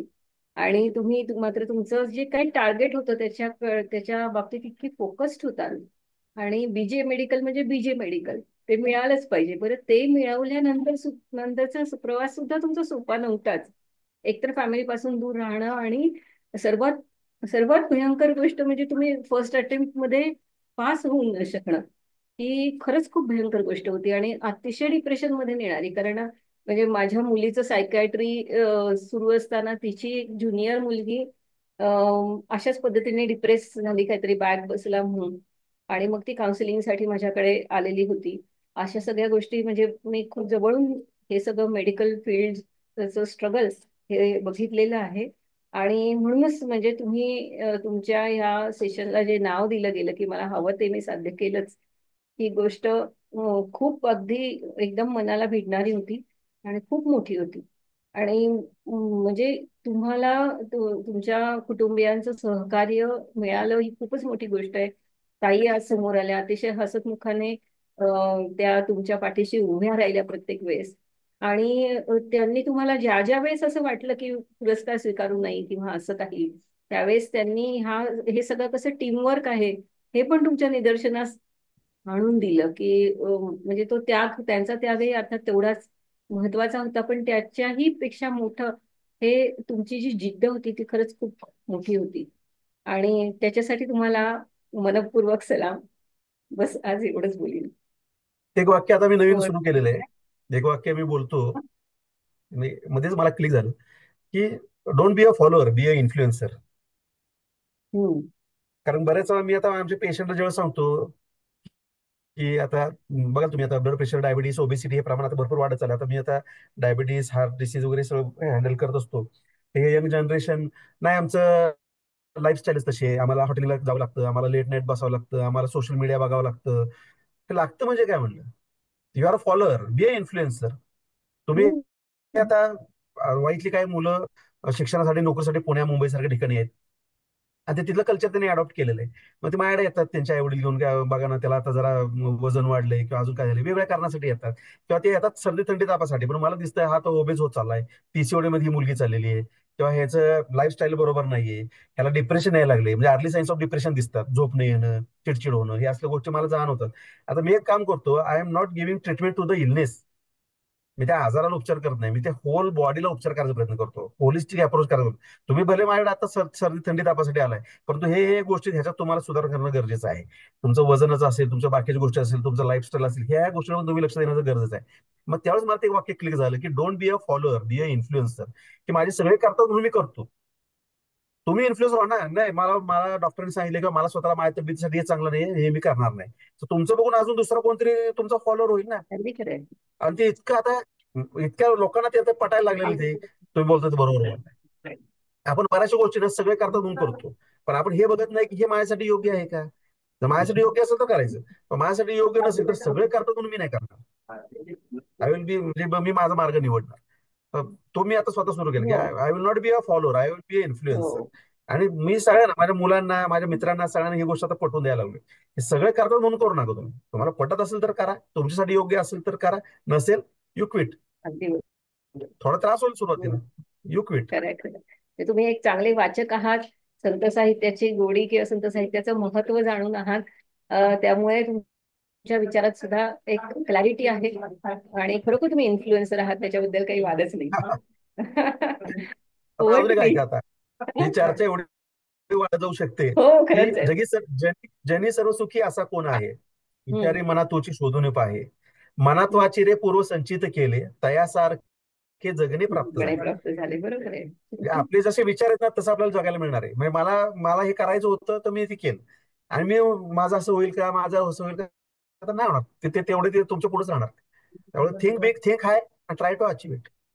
आणि तुमच्या ऍडमिशनचे पण तुम्ही जे सांगितलं तर म्हणजे तुमच्या बाबांना पण खरोखर म्हणजे सॅल्यूट करायला हवा की त्यांनी त्यावेळेस तसा इनिशिएटिव्ह घेतला नसता तर तुमची ऍडमिशन राहून गेली असती. म्हणजे अशा पद्धतीच्या सगळ्या करप्ट सिस्टीममुळे कितीतरी गोष्टी म्हणजे जेन्युइन विद्यार्थी पण कसे डावलले जातात त्याचं ते एक उदाहरणच होतं खरंच. मी विशाल. आजपर्यंत म्हणजे वडिलांच्या बद्दल फार इमोशनल आहे. हो, खरंच ते लक्षात मला आलं. इथपर्यंत उभं तुम्हाला जेव्हा दुःखाचा क्षण विचारला तुम्हाला खूप भरून आलेलं होतं, लक्षात आलं. आणि खरोखर ही खरंच खूप वाईट घटना म्हणायची की 6 डिसेंबरला तुमच्या हॉस्पिटलचं उद्घाटन 19 आणि 6 डिसेंबर 20 ला तुमच्या वडिलांचं देहावसान होणं. पण तरी त्यांचं स्वप्न पूर्ण करण्यासाठी तुम्ही पूर्णपणे झटला आहात. मंदिराच्या जीर्णोद्धारासाठी भलेही त्या शेवटच्या कार्यक्रमाला वडील हजर नसेल पण सुरुवात झाली त्यावेळेस ते होते, त्यामुळे त्यांना नक्कीच ते समाधान वाटलेलं असणार. ओव्हर टू विशाल. धन्यवाद ताई. Doctor Sunita ma'am. Hello. Hello. बोला मॅम. हॅलो, हा, नमस्ते सर. मी नमस्ते. डॉक्टर सुनीता पवार. मी सध्या मालगुंड पीएससी गणपतीपुळेच्या पुढे तिथे मेडिकल ऑफिसर म्हणून आहे. बरं. माझ्याही डाव्या पायाला पोलिओ आहे. तुम्ही तुमचा जीवन प्रवास इतका सुंदर मांडलात आणि म्हणजे तुमच्या बोलण्यातलं एकही वाक्य किंवा एकही शब्द असा वायफळ नव्हता. अगदी प्रत्येक गोष्ट घेण्यासारखी होती आणि मोटिवेशनल जी स्टोरी म्हणतो आपण ते खरंच त्याला तुम्ही खूप चांगला न्याय दिलाय आणि ह्या तुमच्या आजच्या यानं भरपूर लोक मोटिवेट होतील. आता माझा नवरा ते ऐकायला नाही पण त्याला तुमच्या ह्याच्यामधल्या इतक्या गोष्टी त्याला पटल्या असत्या. मी त्याला नक्की हे ऐकवेन तुमचं आजचं सेशन. आणि अजून मला तरी फार अनुभव नाही आलेले तुम्ही जसे सांगितले त्या पद्धतीनं. म्हणजे आता म्हणजे बरेच जण मला खूप समजून म्हणजे आणि कोऑपरेट करतायत इथं. पण ऍडमिशनच्या वेळेस मलाही माझं जेव्हा मेडिकलचं ऍडमिशन झालं तेव्हा पण मला वेटिंग वरच ठेवलं होतं, हँडिकॅप आहे म्हणून वगैरे. मग तेव्हा मी पण असं भांडूनच ऍडमिशन घेतलं होतं की मला जे काही पेशंट तपासायचे ते मला हाताने तपासायचे. माझे हात चांगले, मला पायाने काही करायचं नाहीये. माझी अभ्यास करायला आणि सगळं नॉलेज घ्यायला माझी बुद्धी शाबूत आहे, तर तुम्ही मला का ऍडमिशन देत नाही वगैरे असं ते भांडूनच मी मिळवलं होतं. माझं कोल्हापूर वारणा कोडोली तिथे यशवंत एकनाथ आयुर्वेदिक जे मेडिकल कॉलेज आहे तिथं माझं BMS झालं पूर्ण. आणि वाडिया हॉस्पिटलला मी असे कोर्सेस, सर्टिफिकेट कोर्सेस केले होते CCO CCH चे. कोविड मध्ये मी पण भरपूर काम केले इथं जिल्हा परिषदला, कलेक्टर ऑफिस मध्ये. आणि हे आता सध्या कॉन्ट्रॅक्ट बेसिस वरती आहे याचे मालगुणचे इथं. छान आहे. तुम्ही कधी आलात तर नक्की या इकडे. नक्की नक्की नक्की नक्की. तुमचं मालवण वेलकम. प्रॉपर मालवण आणि पीएससी. तुम्हाला मला भेटायला पीएससीचं नाव काय? मालगुंड PSC. मालवण पीएससीच आहे का? मालगुंड. हा मालगुंड. हा, मालगुंड कवी केशव सुतांचं ओके ओके, गाव. मालगुंड. बरं बरं. गणपतीपुळेच्या पुढे 3 किलोमीटर ओके वर ओके. आहे. अहो तिथं कोणतरी आमचा सिनियर होता पूर्वी, म्हणजे झाले तर 5-10 वर्ष त्याला. आम्ही एकदा गणपतीपुळ्याला गेलो होतो तेव्हा तिथं आमचे एक डॉक्टर म्हणले की अरे माझे मित्र तिथं. पूर्वी कसं व्हायचं ते टेम्पररी वारीकरच ऑर्डर्स असायचे असतील ना. ना. तिकडचे होते म्हणजे आंबेजोगाई वगैरे त्या साईडचे कोणतरी होते डॉक्टर बघा. अच्छा अच्छा, हा हा ठीक आहे, हा. ते बरीच जुनी गोष्ट आहे ती. आणि तसं मी आणि पीएससीचे अनुभव सांगितले नाहीत कारण पीएससीचे मला इतके इतके अनुभव नाही आलेले तसे आहेत मला. थोडेफार येतात, नाही असं नाही. पण ठीक आहे. पण चालेल, वाई शेवटी माझा कामाचं आजोळ आहे. आपल्याला. वाई अजून आहे. वाई माझा आजोळ आहे, सूर्यवंशी. मला आता आठवत नाही कुठल्या तरी शाळेत एक पुतळा आहे माझ्या आजोबांचा, सूर्यवंशी. जे क्रिकेट सूर्यवंशी. वगैरे खेळायचे. आणि बरं बरं. डॉक्टर पोद्दार, राहुल पोद्दार म्हणून जो मला सिनियर आहे तो पण वाईचा आहे. त्यामुळे एकदा यायचंय वाईला. देवा येस, आले नक्की तर नक्कीच नक्की मला आहे. भेटेल. आणि तुम्हाला सांगायला आनंद वाटेल वाटेल मला की आपल्याकडे हे जे मी सांगितलं भगवद्गीता, दासबोध हे हा वाचन हा. करण्यासाठी डॉक्टर राहुल पोदार येतात. तेच रोज सकाळी हो 9 ते 9:15 आपल्या हो हॉस्पिटलमध्ये हो हो हे त्यांचं वाचन करतात. ते त्यांचा आम्ही आ- परवा सपत्नीक सत्कार घेतला मोहन बुवा रामदास यांच्या हस्ते, कारण हो त्यांनी हो अविरतपणे गेली 3.5-4 वर्ष आपल्या इथं ही संकल्पना चालू ठेवली. त्याबद्दल त्यांचा आधी बघितलं सत्कार होतं मी ठेवला. फेसबुकला फोटो त्यांचे. हा हा. कधी भेटलात तर सांगा त्याला. नक्की नाही, उद्याच भेटतील की मला ते. रोज हा सकाळी 9 ते 9:15 येतात. डॉक्टर सुनीता पवार सुनीता ना? पवार. हा हा. Okay okay okay. ओके आहे सर, ऑल द गणपतीपुळ्याला येईल बेस्ट. त्यावेळेस भेटू मग आपण.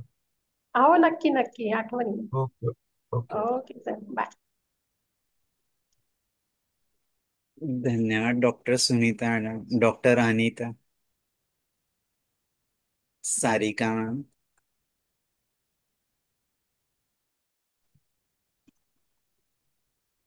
नमस्कार सर. नमस्कार. तुमचं म्हणजे प्रवास ऐकला सर, अगदी निशब्द झालं, हा निशब्द झालो. एवढंच म्हणाल की तुम्हाला तुमच्या प्रवासासाठी शुभेच्छा सर, खूप खूप शुभेच्छा. Thank you thank you. निशब्द. धन्यवाद डॉक्टर अनिता. सारिका.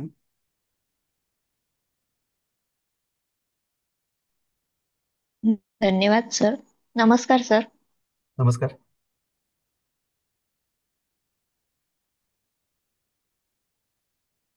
सर खूपच छान.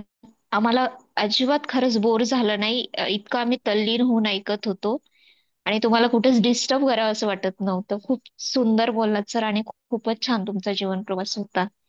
म्हणजे जी सिस्टीम आहे आपली करप्ट, त्याच्या पुढे न झुकता न वागता जे काही तुम्ही तुमचा प्रवास सुरू ठेवला कणखरपणे, ते खरंच खूप वाखाणण्याजोगं आहे सर. तुमच्याला तुमच्या पुढील आयुष्यासाठी खूप खूप शुभेच्छा सर. Thank you thank you. धन्यवाद सारिका. खरोखर डॉक्टर महेश सर आमच्या संपूर्ण टीम कडून संकल्प फाउंडेशन आणि संवाद साधतील तुमचे ऋण व्यक्त करतो आणि निश्चितच आपण पुढेही संवादात राहूया. याचा मुख्य उद्देश हाच आहे की या संवादातूनच चर्चा घडत असते आणि आपण एकमेकांना काय करता येईल यासाठी मदत करू शकतो. आताच डॉक्टर सुनीता मॅडम असतील किंवा नसीम मॅडम असतील, यांना तुमच्याबद्दल जे अननोन होतं ते नोंद झालं आणि हाच खरा महत्वाचा संवाद आहे असं आम्ही समजतो.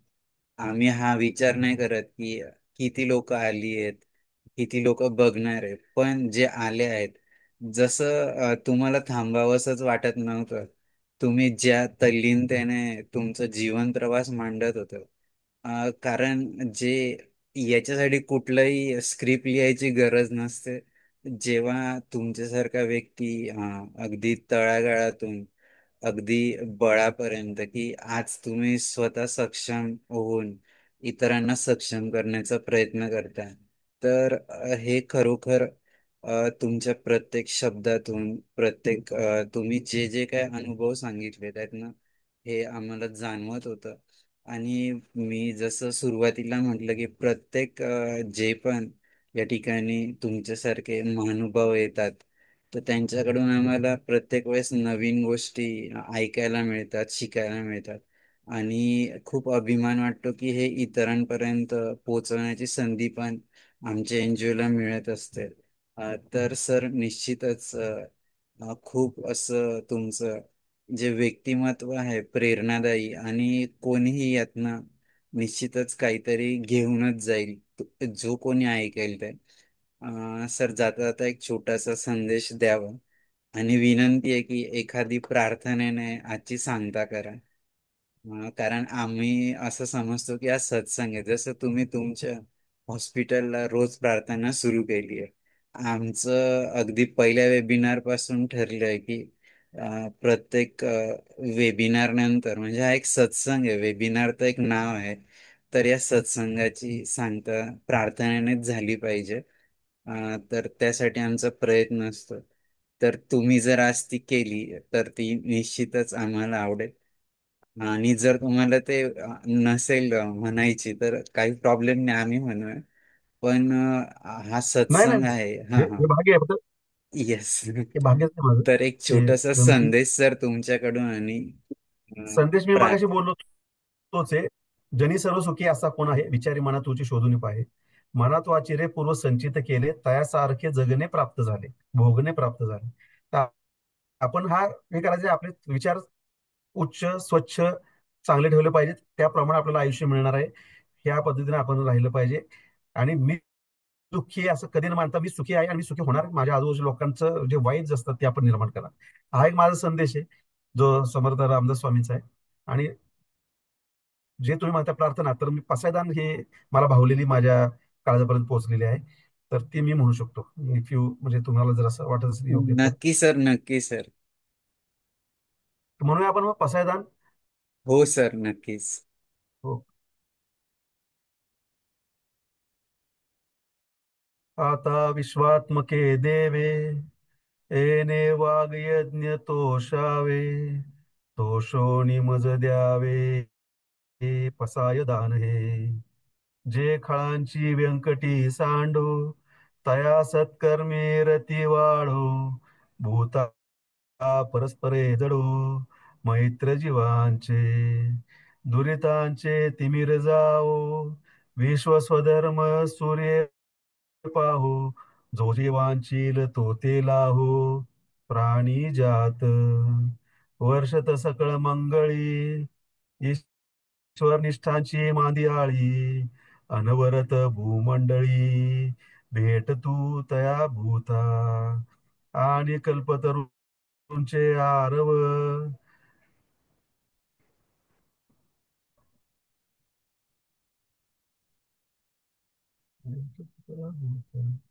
चला कल्पतरूंचे आरव. काय म्हणा? चेतना चिंतामणी चेतना चिंतामणीचे गाव, बोलते जे अर्णव पियुषाचे, चंद्रमी जे आलांछन, मार्तंड जे तापहीन, ते सर्वाही सदा सज्जन, सोय रे हो तू, किंबहुना सर्व सुखी, पूर्ण होनी तिनी लोकी, भजे जो आदि पुरखी, अखंडित आणि ग्रंथोपजीविये, विशेषी लौकिये, दृष्टादृष्ट विजये, होवा वेजी. हेत म्हणे श्री विश्वेश्वराओ, हा होईल दान पसाओ, येणे वरे ज्ञान देवो, सुखिया झाला, सुखिया झाला, सुखिया झाला. खूप खूप धन्यवाद सर. निश्चितच आपण पुढेही संवादात राहूया. आणि तुम्ही जो महत्वपूर्ण वेळ दिला, परत एकदा तुमचे ऋण व्यक्त करतो. आपण पुढेही संवाद राहूया. खूप खूप धन्यवाद. नक्की नक्की. धन्यवाद.